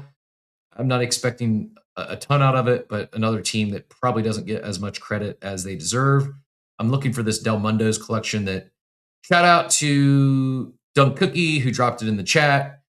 Even then, I followed it up with said I saw TMA bought 200 of them. I was like, well, it's probably a buy here. Did not buy any. Joey did, and congratulations there. It's up another 583% on the day. I'm not like, I've seen a few other people give the art some love. I'm not. I'm gonna like. It's fine. I'm not. All art is subjective, and collect things you want to collect. What stood out to me is not the art. It was a free mint, and I do think in 2026, if you're going to drop an NFT collection, you need to think about small, lower supply. Or if you're going to drop a 10,000 collection, it probably should be free or pretty darn close to free. So dropped it for free. 0.18 ETH doesn't sound like a huge floor price, but when it was free to mint, and it didn't like run instantly, from free to $50. Man, you minted 10 of those. You're sitting on $500. Joey, I think you said you picked up 5. Are you holding out? Have you dove into the community? Is there anything that we should know other than just the art of these Del Mundos?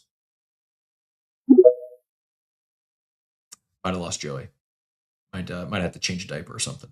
But they've gotten, like, I saw ODG Farmer had one of these pink furry jackets that he likes to collect that matches his pimp coat for his ape, and you're even seeing some sell above floor here. It's good to see momentum. It's good to see. I mean, there's been 34 ETH of volume, which is not nothing for a free collection, and you see some people doing pretty well. Even though it's only $50, don't put any money in. You can't afford to lose. It very well could be down 100% tomorrow. I don't know. I'm not wishing that on them.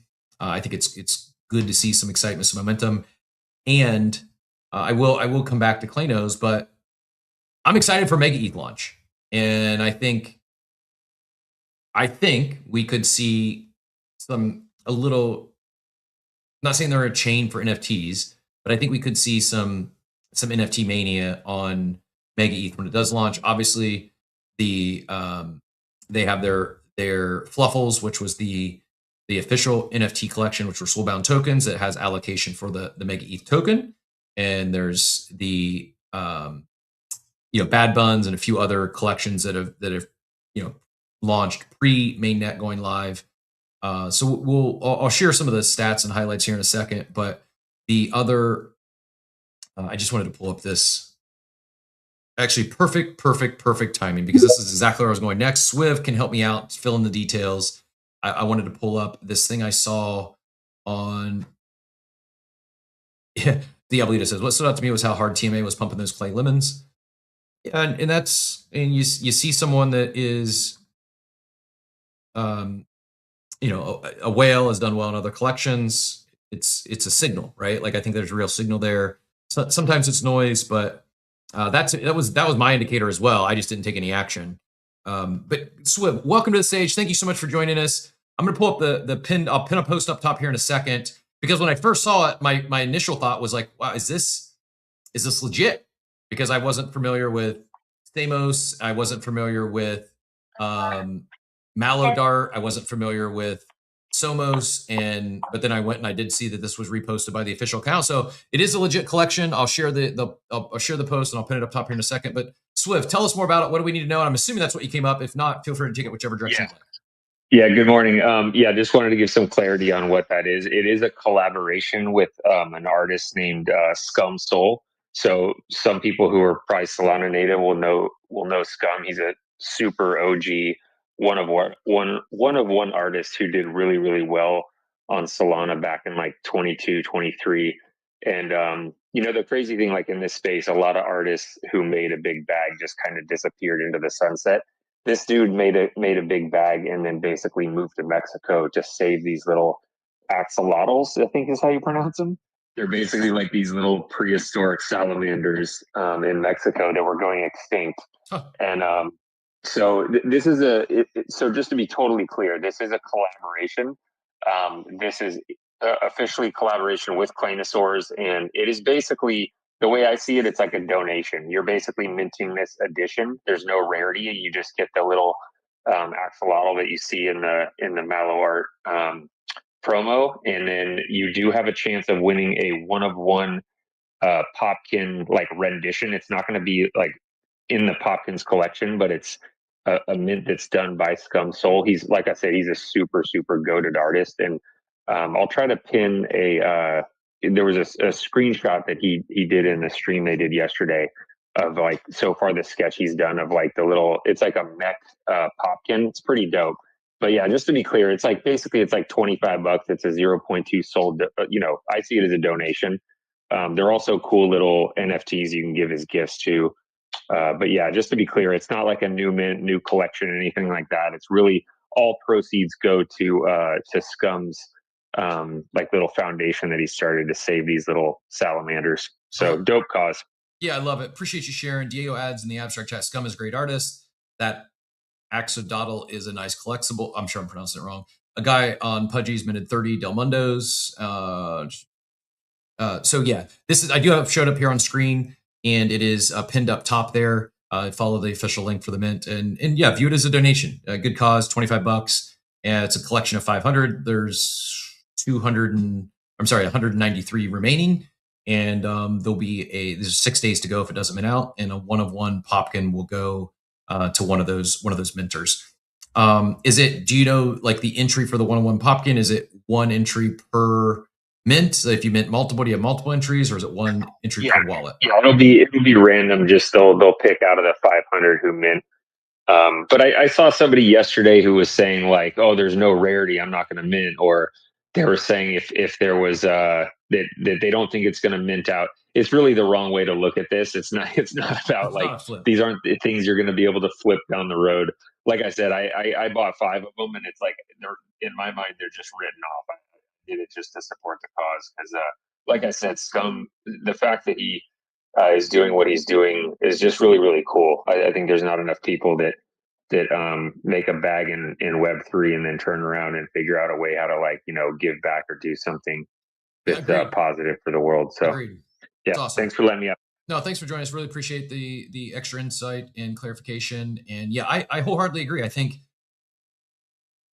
many of us, especially those that came in during the mania of 21, 22, I think looked at NFTs wrong. Like, can some become very valuable collectibles? Yeah, it's possible, but I don't think that's the majority of NFTs. A majority of NFTs are going to be a ticket, a receipt, a you make a donation and it's cool to get a piece of art with it. Maybe you win something, but don't go mint this to flip it. Like no one's going to be buying this on secondary.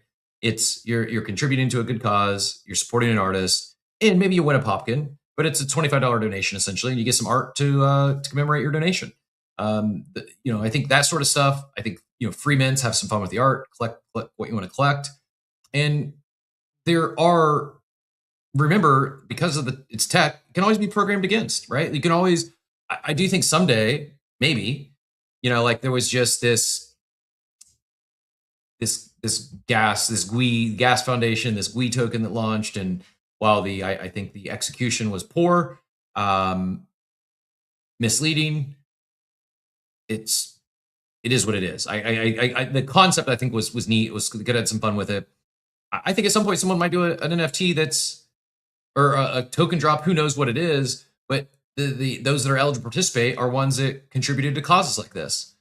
Someone scrubs multiple chains, and anyone who bought. I try to think of some other ones. There was a there was a donation. I think it might have been during the merge. There's been a few others that have come that were really for charitable causes, and I could see someone saying, "Okay, anyone who supported this, you're on our allow list because we're building a project." I think of Jimmy, who's doing the planting the trees, and like there is a lot of people that have done a lot of good in crypto, and for the poor reputation and PR challenge the space has at times, there are a lot of people that do a lot of good here, and unfortunately they don't get as much credit as they should. And I do think, not even. I was going to say block. Giving block, is that one of the? Am I thinking right there? There's. Long story short, I think blockchain does enable a new way to give back, new way to be, to drive philanthropic causes, and I appreciate this sort of stuff. Would like to see more of it, and shout out to Klanos for partnering and supporting an artist and a good cause.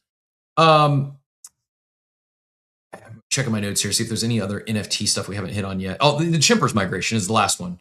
Chimpers are migrating. I've been beating this drum for a while. I've also foreshadowed that one of the upcoming partners here on Coffee with Captain is someone that's going to be helping other collections do something in this arena as well. But we have Chimpers announced yesterday. I'll pin this up top here in a second. I'm going to share the screen. They're going to be moving to a new contract that will be royalty protected. This, for some reason, was controversial. Some are against this in the space. I am not only a big fan and proponent, I think more of the legacy collections should do similar things. Hence why we're going to be working with a partner here soon that is going to help collections do this very thing. But they say Chimpers originally launched in May of 2022. From the beginning, the project has taken a community-centric, non-extractive approach, focused on building patiently, giving back, and investing in the long term. They also have not raised any VC funds, or maybe not raised any funds other than their mints. In selling vinyls and stuff. On January 23rd, so today, they'll begin migrating the original 5555 collection to a new contract that enforces a 5% royalty. This article explains what's happening, why it's happening, and what it means going forward.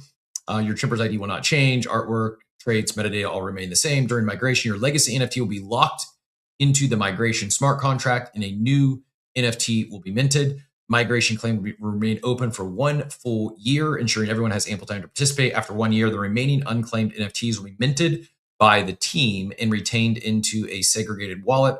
Holders who are late to claim will still be able to come and take ownership of their new NFT by providing proof of holding. This process is needed to ensure the collection is fully restored to its original 5,555 size after reasonable time given to the holders to migrate. Why they're making the move?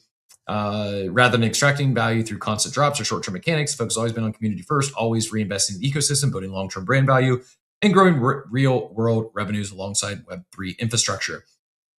Again, fully support it. You can see royalties generated through new contract will be used to fund continued investment into the Chimpers NFTs and the Chimpster via the Dojo Reserve, fuel the development of the Chimpers IP and strengthen their ecosystem, and support the Collector Hub's rewards program. I'm not going to read the whole thing. It does go on. There's a lot of details here. I'll pin it up top for anyone who wants to go do the deeper dive. My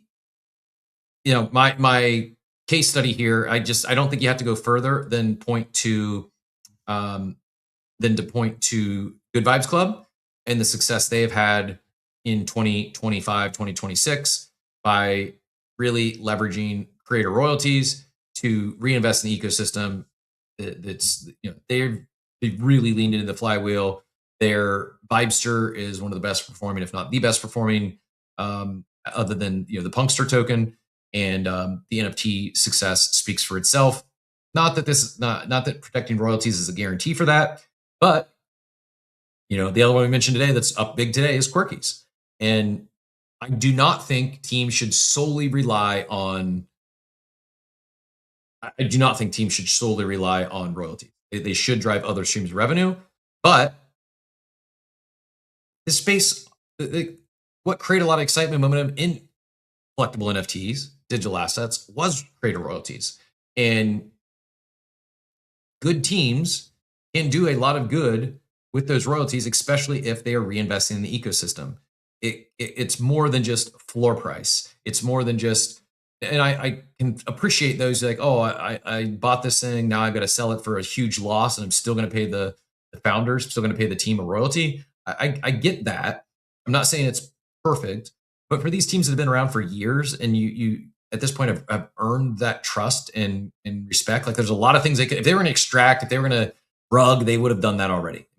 Anything's possible. I guess it's still in the range of outcomes. I would be shocked if Tempers or Good Vibes Club or Quirkies run at this point. I'd be genuinely shocked. Anything's possible, but I just don't see that being the case. I take them at face value. What they said they're going to do, I think is probably likely. Again, that whole article is pinned up top if you want to research further. But I am all for the bringing back creator royalties as it relates to NFT PFP collections, and I think it can do a lot of good. Funkari Group sharing this narrative about Del Mundo's. Not sure what value is there. Novel handmade art. So it was handmade art on those Del Mundos. Again, no idea if there's anything beyond the art, but sometimes art's enough. Here is, so trying to think of a way to segue from this NFT conversation into some kind of mind-blowing stats. I did pin up top the one chart. There's probably more out here, but actually, I'll see if we see anything in the timeline. I'm just going to do a quick X search and see. This one came out a couple hours ago. I may just share my search feed so I can talk through this in real time. The pin post up top shows TPS, MegaETH compared to Solana, compared to Monad, compared to BIRB, and it really is not a comparison. Similar to here, cool to see MegaETH stress testing TPS and gas per second, but it does say TPS is a poor metric for comparing throughput. Some need block space, some need little. Spamming gas transactions make TPS good, but doesn't tell you. So that's the other side of this story. I think transactions per second, I think real-time blockchain does matter, but to give you both sides of it, it's not the complete story, but I do think they're onto something here with what they're building. You can go play the Fluffle, Fluffle game. I can't remember the name of it. The bird, like Frogger, Fluffle that is, it's on chain and it moves like a Web 2 game. There's no lag.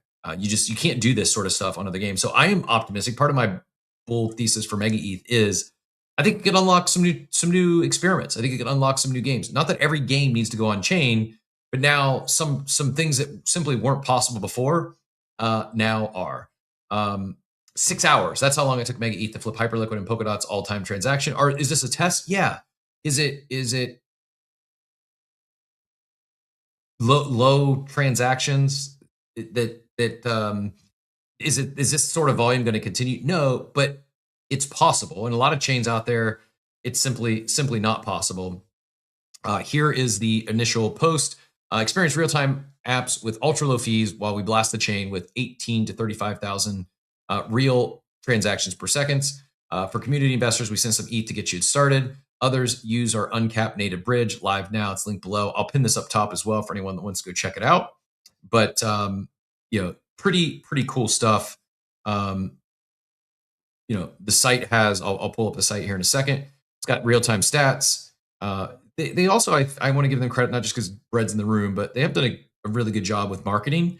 And not saying this is just a narrative, not saying this is just a meme, but they are like, narratives matter. Memes matter here. Like, there's some things go to billions of dollars valuations purely on narratives and memes alone. This is they're leaning into the speed narrative, leaning into the real-time blockchain narrative. And oh, by the way, there's some real test here. There's some real tech here. Excuse me. Here's the stats already: 1.7 billion transactions. That's 16,000 a second. If you talk about marketing, like this is just a good chart. Like, you can see Polkadot, Hyper EVM, Optimism. They've already surpassed the transactions on those chains in their entirety since launch. So Optimism's no small chain, and they've already done more transactions than Optimism has done in their entirety. The time they've been live, they'll probably pass Arbitrum today, and you can see some of the others here as you follow along. This is the chart I was alluding to earlier. MegaETH 16,000 TPS per second, Solana 3,500, Monad 35, Base 128.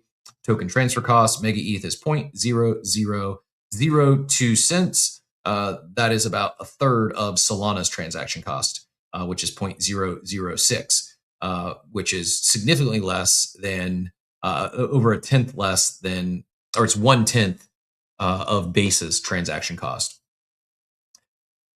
One thing that I think you're going to start seeing as a result of this is it's going to force Solana in particular to change some of their narrative. They've been, for the longest time, touting speed, and it's so much faster than ETH, for instance.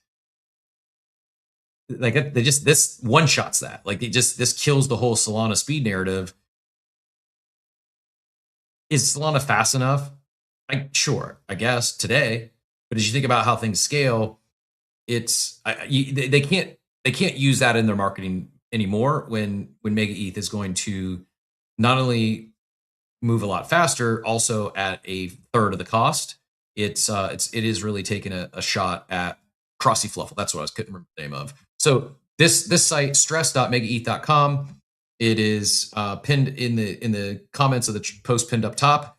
You can go see those stats. You can play Crossy Fluffle. You can play Stomp, which is a fully on-chain super techie monster PvP, and you can also play Smasher, which is a whack-a-mole with your favorite CT personalities and earn payouts on chain.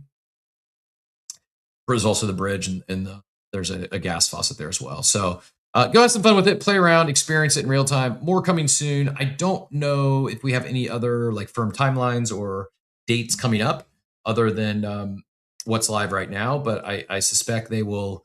I think this transaction stress test runs a week, if I'm not mistaken. And then I think they'll probably continue to move pretty quickly here. But again, the one thing, let me share this again too, because they allude to some surprises. And here's what I will say. This is speculation. I don't have any insight. I don't have any inside knowledge. They say surprises is one of the buttons here. For Season 1, Phase 1 of MegaETH rewards when they go live, my understanding is it's going to be limited. It's not going to be, like, I think everyone will be able to access the chain, but my understanding is the rewards will go to a limited group, meaning they're ICO participants, they're Fluffle holders. Potentially, they incorporate people who have played around during this stress test. Maybe not. That's just me speculating. But when you can go play a free game and experiment, if you got a few minutes a day, I encourage you to do so. Other than investing a few minutes of your time and experiencing some cool new tech, you've got nothing to lose. And maybe there's something that comes out of it. Maybe not. Maybe you get mad at me because you wasted 30 seconds playing a Fluffle Crossing game that didn't yield any sort of returns. But I don't know. Maybe there's future opportunities for those that go help them participate in the stress test. And I do, as I mentioned, I do hold a Fluffle. I've been in the ICO round, so there is a bias here. But the reason I hold a Fluffle and invest in the ICO round is I'm bullish not on the tech, but also the team and how they're building, not just what they're building with a very performative blockchain, but they've got I believe they'll go live with more dApps than we've seen in any blockchain, like novel dApps, not just another DEX, not just another place to swap, but actual, not just another beer pong game, but actual novel dApps live at launch that we just haven't seen yet. They've been working with a lot of really great builders. They've been putting them in hacker houses. These builders have been working together. There's been collaborations. They've got like a year of building pre-launch, and I think that matters. I think that's can be very impactful. And yeah, I also don't know what other. I'm curious if anyone knows any other like anticipated chains launching in 2026. Let me know, because right now I think this might be one of the last big hoorahs in terms of new blockchains. I alluded to Larry Fink earlier. I think we do see new chains coming online in the future. I think it will be very niche, very custom chains, very specific to use cases. The Think I haven't screened this. I saw there's the first one that popped up in my search. BlackRock CEO Larry Fink tells WF the world must move faster towards digitized currencies under a single unified blockchain to reduce corruption. He outlines a vision where every asset is placed on one system, including stocks, bonds, real estate, money market funds, and cash. In that system, ownership would be tokenized, fractionized, programmable, and instantly transferable on one all-encompassing blockchain ledger. I don't know. If I'm betting, if it's a current chain, I would guess it's going to be ETH or an EVM compatible chain. I know there was talk of a Texas Stock Exchange on chain. That would probably be their own blockchain. Canton has been making a lot of moves lately in a lot of headlines as far as institutional funds and doing things on chain. I think this train's left the station. I think equities are coming on chain. I think digitized currencies. I can't remember who posted. Someone talked about just they were moving money and their bank ultimately. This was like during, I think, like NFT Mania. They had a lot of like 6-figure transfers, 100K here, 100K there. Every time they do one, the bank would call them, "What are you doing with your money?" And he told him, and then finally he got frustrated. He's like, I don't need to tell you. Long story, they froze his account. They closed his account, and it took months to get his own money back. And by comparison, he's like, I pay my employees in stables. I invest in stables. I transact in stables. Everything he's doing in stables without a private company or without a third party as an intermediary. That's real. It's just a much better way to transact. It's a much better way to do many things. Like banks it's not great. It's not really your money if you got to call and ask for permission to move money and then tell them what you're doing with your funds. I understand they have to do it for AML, anti-money laundering laws and regulations, but it is like they shouldn't, when they close an account, they shouldn't sit on those funds for weeks or months at a time. That doesn't happen on chain. And I think this isn't me saying this. This is, Larry Fink, the CEO of one of the largest fund managers, asset managers in the world. I think it's inevitable at this point. And tying that back to the MegaETH conversation, for us here, trading on Solana or ETH mainnet is probably perfectly fine. Especially if you're using a wallet with some sort of MEV protection in there, you're probably fine. You're probably not getting sandwiched, and you're probably fine. But if you're a fund, if you're a Jane Street, if you're a big investor and you're playing with billions of dollars, those seconds matter. Microseconds matter. People, maybe this still happens. At one point, the Wall Street, they were wanting to move their offices to be as close to the server as possible just to get microseconds of an edge on their competitors.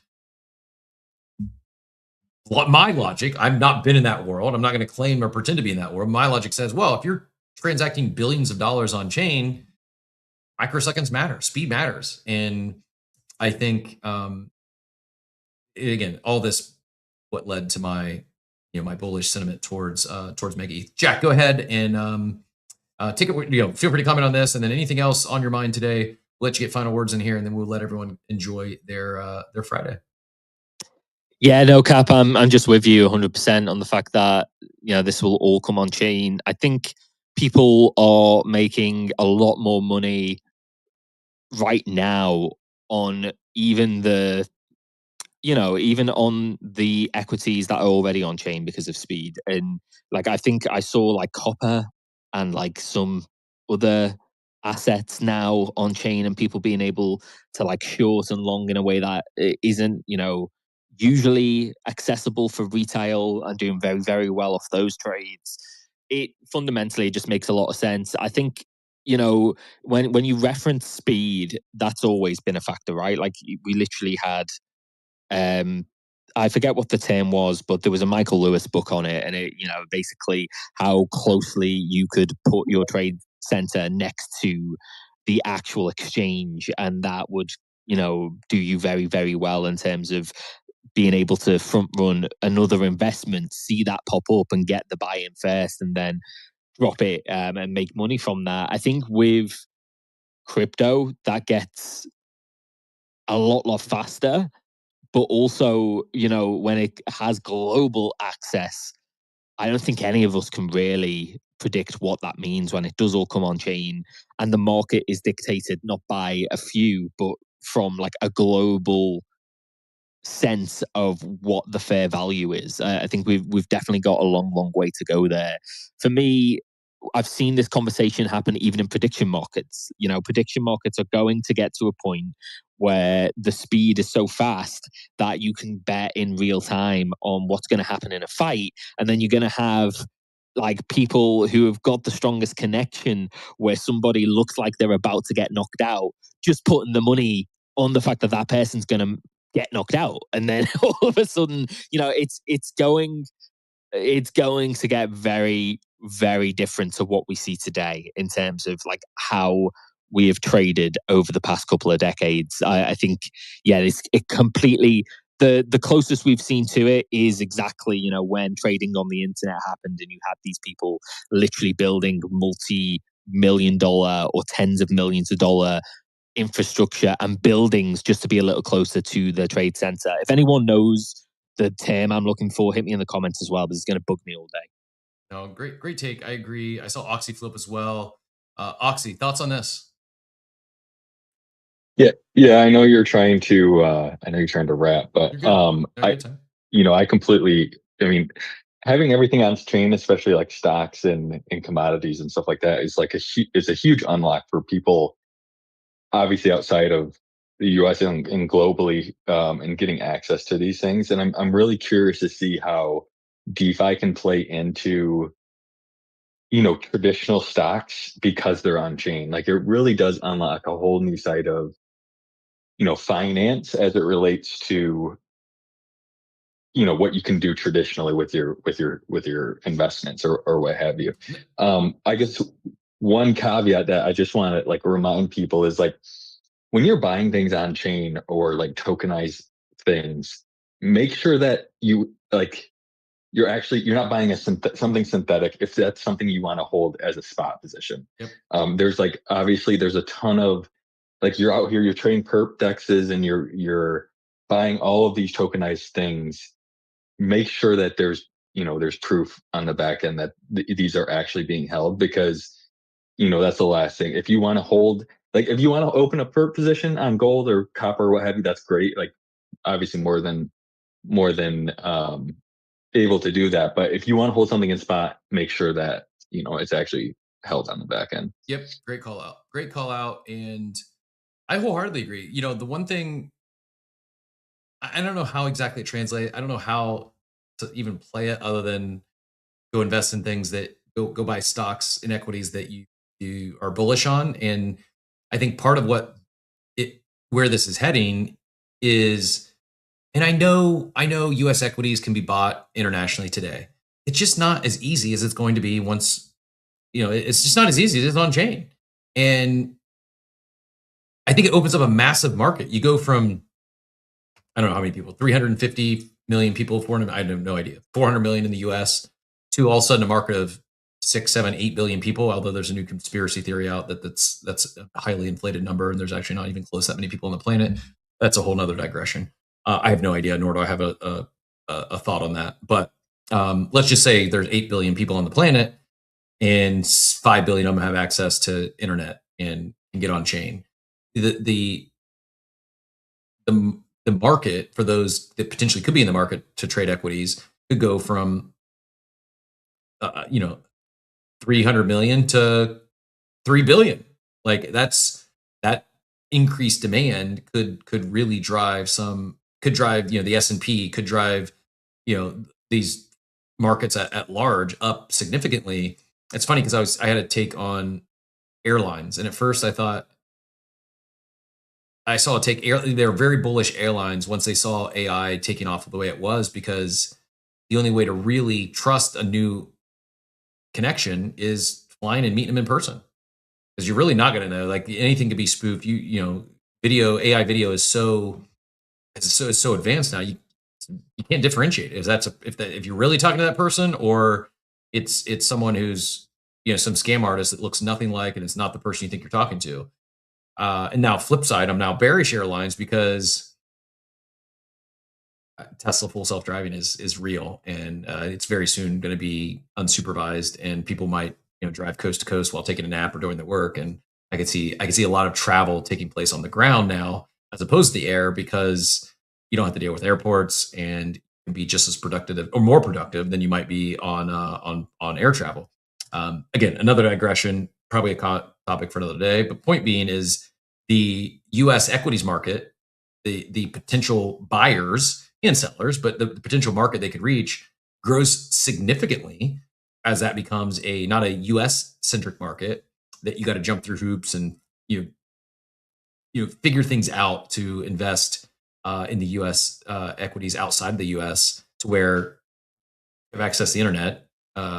You're very soon that you're not going to have to be some blockchain guru or understand crypto in great detail. You're going to be able to go out and buy on whatever currency you want. It's just going to be on chain. And but Oxy brought up a good point. Do your research. Make sure if you're holding something spot that it actually is a one-to-one representation. It's a legitimate company, not someone that's scamming you. Jack, go ahead and comment on that, and then any closing thoughts for us. I appreciate you sitting in today and helping us power through the troubleshooting that we dealt with earlier.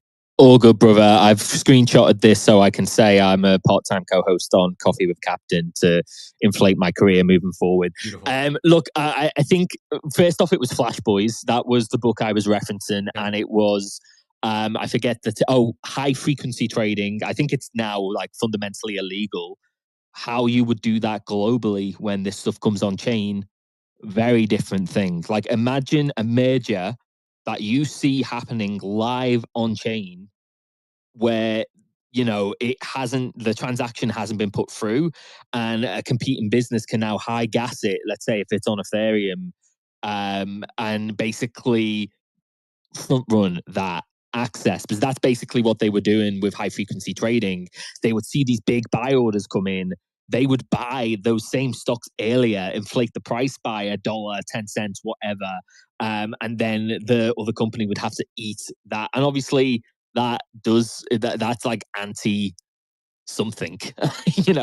You've got no intention to buy that business, support that business. You're just literally trading of the necessity and the need for the stock. So I think that's something people need to think about. Airlines, I've got no stake in any prediction model or any prediction company at all. I just want to put that out there because I sound so bullish on this. But I heard on Somnia, which is a show that I host, that they are looking at prediction markets as insurance companies, which I just thought was a fun thing to end on and maybe talk about on another day. So say for flights, for example, you would put a prediction that your flight wouldn't arrive on time. And if it doesn't arrive on time, the flight owner, like the actual business, would have to basically take the other side of that bet. And it would just, you would very quickly find out what are the airlines that genuinely operate as they should, and what are the airlines that don't. And you could see that across so many different vectors. That provides a whole new level of transparency and putting your money where your mouth is when you're saying, look, our service is fantastic. Okay, I bet you $100 you're not going to turn up on time. You taking that bet?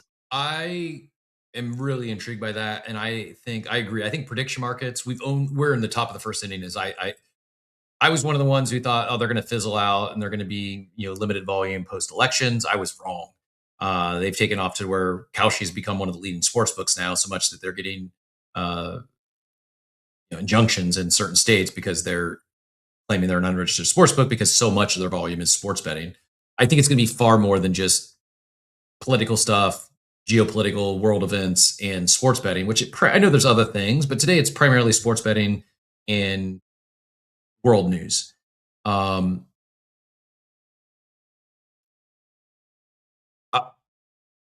okay, I was gonna shout out another thing here that Phonics dropped in the chat, and then he said there's no ref link or points yet, but speculating points are hidden in the back end. And then he dropped what looked like a ref link, but it's not a ref link. If you're looking to trade equities on chain, the recommendation from Phonics series is big fan of trade.xyz recently. All the top tokenized stocks, equities, commodities, and it's made by the Unit protocol team. Wouldn't be surprised if there's a token airdrop at some point. It's just app.trade.xyz. They've got the you might have to take a trip to Bahamas or Germany maybe to access this if you're in the States. But trade.xyz, gold's gonna hit 5,000 a day, isn't it? This is just insane. I can't believe my mom has out traded me because she bought silver at like $10.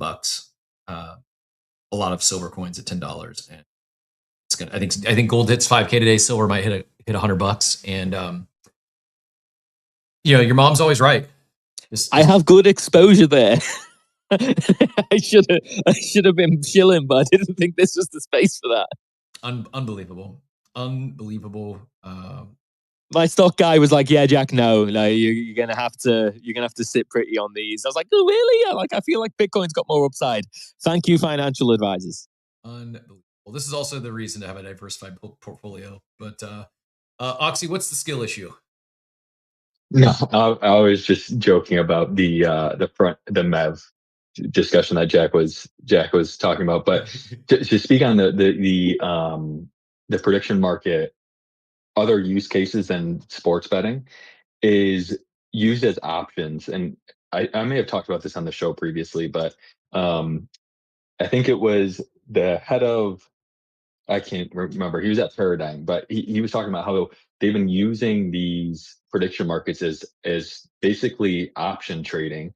So if they have a big Bitcoin position, what they'll do is they'll enter into a prediction market going the opposite direction from spot, which is essentially a long position. They'd enter a short position on the prediction market, and because it's like an option, or because it has a date range for the most part, it's kind of like an option that expires at a certain point. So let's just say by the end of March, will Bitcoin be at 100K, or will it, or like what's, whatever dollar amount that you choose, and using those as an option to hedge against your spot position or your perp position or what have you. So talking about insurance, talking about options, there's a lot of use cases there that these prediction markets can capture, and it's just whether or not they get regulated to hell, or people can actually use these in a meaningful way. Even like talking insurance, like I live here in Florida, and not in a flood zone, but like some people can't get flood insurance or like hurricane insurance. Like there's like, you got a big storm coming, like you can hedge your risk by, or self-insure. Do not do this without knowing what you're doing. But like there's going to be, I think, a lot of things that come out of on-chain prediction markets that we haven't even, maybe we've thought of, maybe we've talked about in passing yet, but we've really not seen like go to market or done at scale. That I think, I mean, I've thought for a while the insurance industry is primed for disruption. I think we're already starting to see that with the big Lemonade announcement this week. If you missed it, Lemonade's giving 50% discounts to Tesla full self-driving customers. You get 50% off your insurance rates if you're driving full self-driving, because the data is objectively, it's safer than a human driver. Like the thing it's got far more eyeballs and it doesn't get distracted. It's safer than a human, and it's a very real world proof point when insurance companies are willing to offer such a significant discount. I think it's these prediction markets and what we're now able to do on chain. I do think it's going to disrupt that from car insurance to home insurance and travel and everything in between. Jack, go ahead and get back in here. And I saw you had Brad join us. We'll let Brad have any final closing comments, and if we missed anything on the MegaETH stress test, he can fill in those details. But Jack, go ahead. Yeah, honestly, it was just to give you a heads up, Cap, because I accepted him. I didn't know if you were seeing him pop up as speaker. So yeah, over to Brad. I did not. Brad, I apologize if I missed the request. We had some issues with Spaces today. We powered through it, and shout out to all the loyal ones out there who dealt with the tech issues we were having with Spaces and Roadcaster and everything. It's been an interesting Friday. But Brad, thanks so much for joining us. Appreciate your time. Do we miss anything with the MegaETH stress test? Anything else you wanted to share? And we do some point whenever time's right for you and the team, we'll do a full proper interview. But yeah, anything in closing as far as MegaETH stress test or anything MegaETH in general? Honestly, like I was listening whenever you invited me up, and I wanted to hop on, and I had to go to 2 calls, and I felt bad. So like I've just been listening or like staying in the space to show some support, and then wanted to come up. I didn't know you guys were wrapping up. So if you guys had any questions, I wanted to make sure I could talk. But otherwise, I'm sure you guys did a wonderful job, and I was just trying to make myself available to you. Appreciate you, Jack. Go ahead. Question for Brad. Yeah, Brad, I just want to know how out to lunch I am on my take of this idea of high frequency trading coming back if equities and stocks do come on chain, especially with MegaETH and, chains with that like speed of transaction. Because in my head, and I don't know if you heard this, like whilst you were hopping in with you being in between meetings, but this does seem to be a thing that, if you see a trade go through, or sorry, not go through, but hit the chain and you can front run that, we could have a whole new version of Flash Boys from Michael Lewis come up. But am I out to lunch on that? Is that impossible? No. I mean, honestly, I don't know if you guys saw or remember the mega thread, like where we announced the mega token and what it's going to be used for. I saw Oxy comment on something I mentioned today because some of the Solana people were getting mad that we were doing more TPS than what they were showing. Like we left like 4x, 5x right now, 6x. But that they're like, oh, I want to know like how do I co-locate next to the sequencer, because that's always the big FUD vertical. And the thing that we're building for is a co-location service, honestly, because that's the next vertical. Like everyone before was competing on TPS. Solana now, and Solana's not at capacity now. Solana can handle more volume than it's doing right now.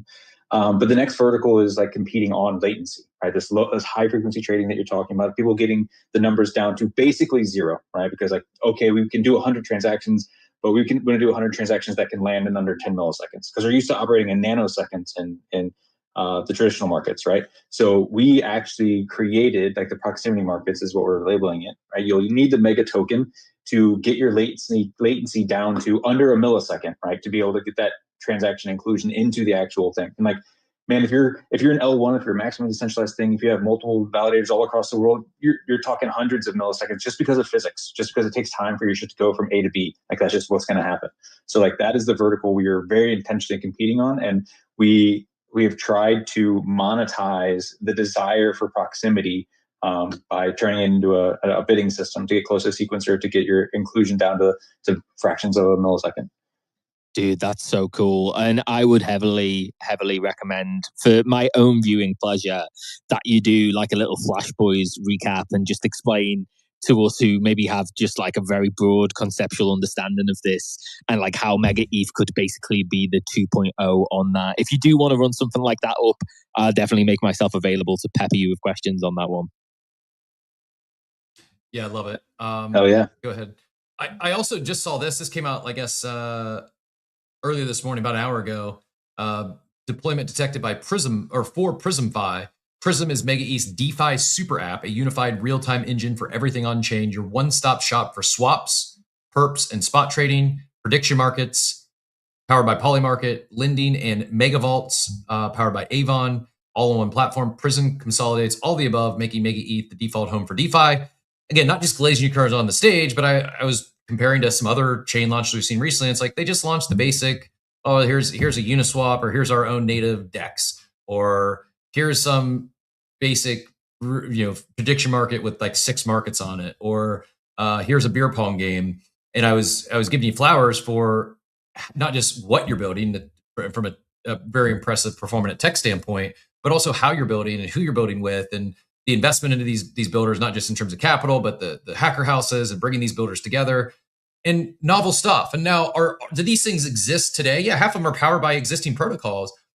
But am I right in saying like I don't know of a single dApp today on any chain that has all these under one login? Am I accurate saying that, or is Prism competing with someone else on another chain, or is this going to be the first of its kind that has swaps, perps, prediction markets, and lending all in one?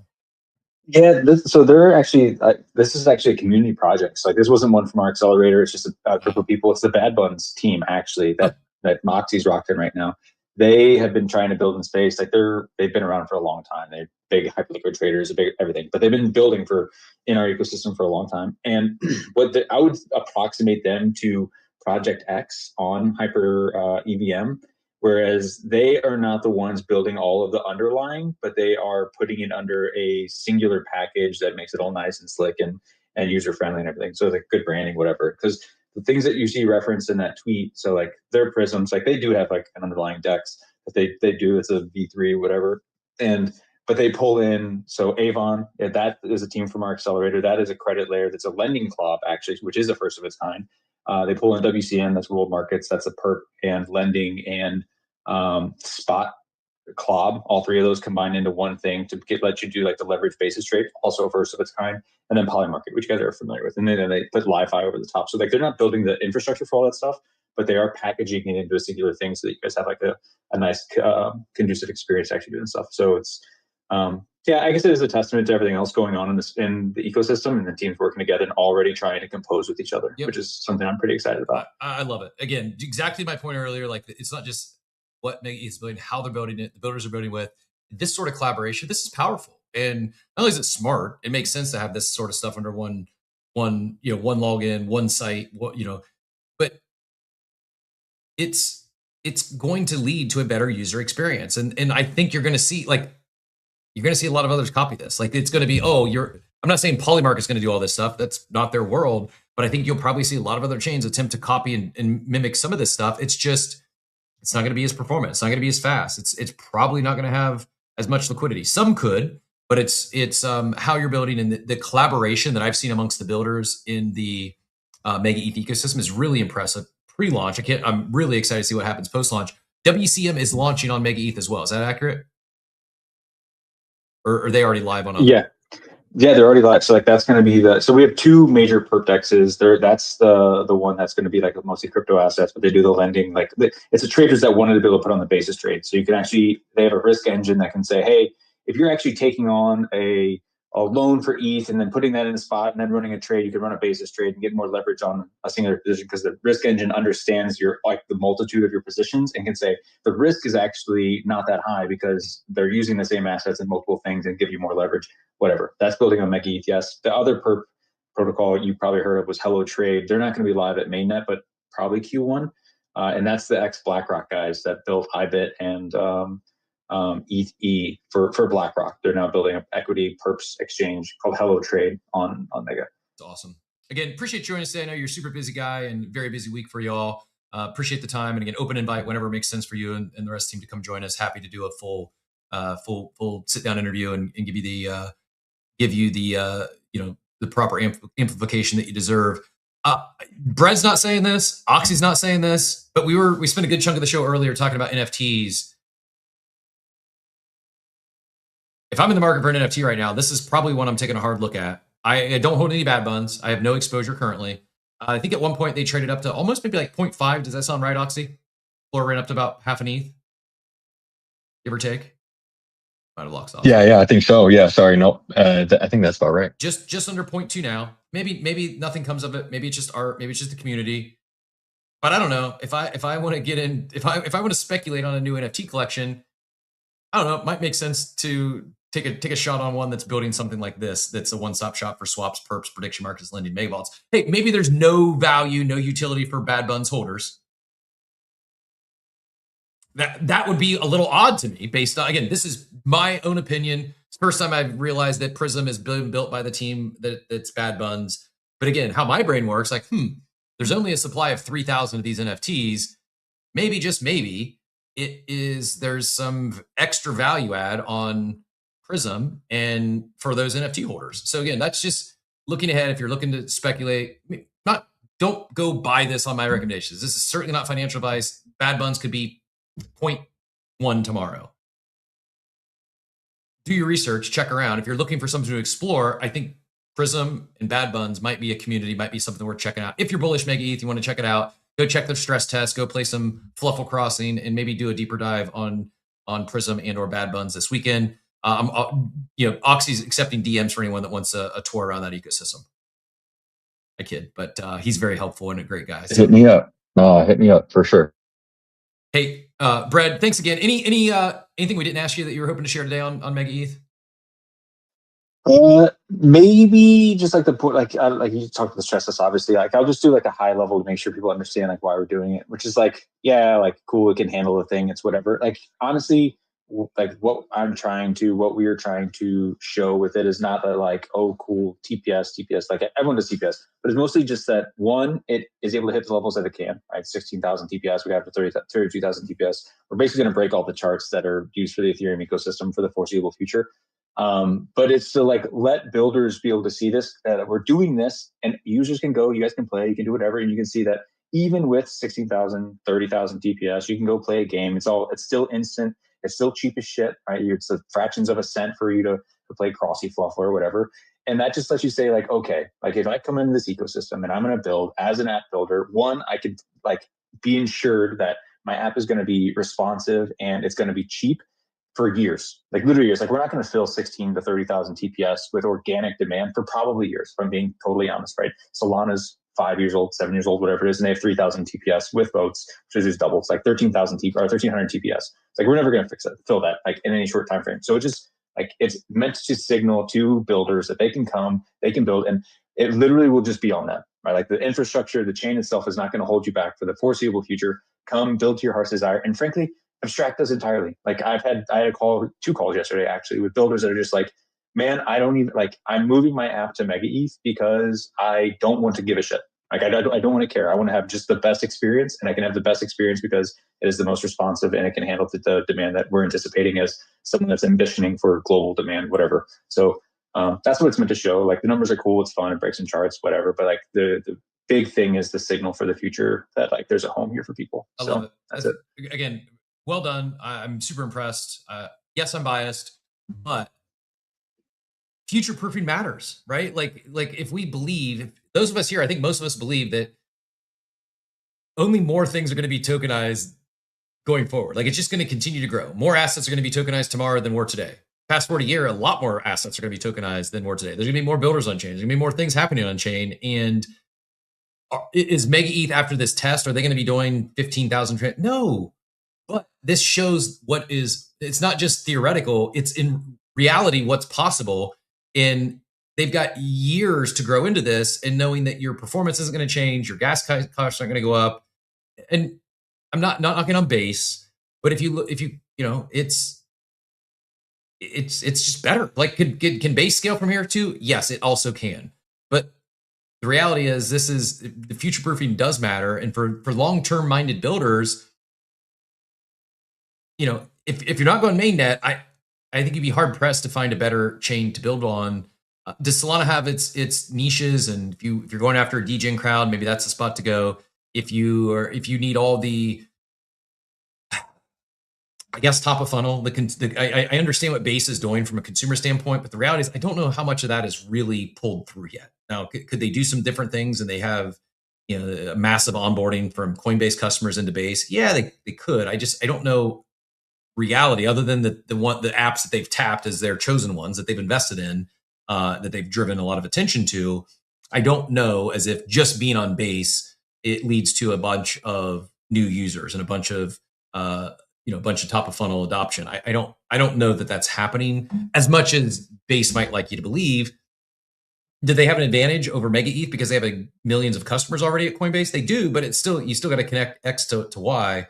Here it is really impressive, not just technically what they're doing and what they're showing is possible and what they're showing is future proofing. I think again, narratives matter, memes matter, and this should attract builders, and I think builders attract more builders. And when you're making a decision, where should I go, where should I build? You're building with a 5-10 year timeline. Are there other options? Maybe, but you're not. It's hard to find an objection as to why not go here. In terms of, is the chain still going to be perform? Is it going to be more costly?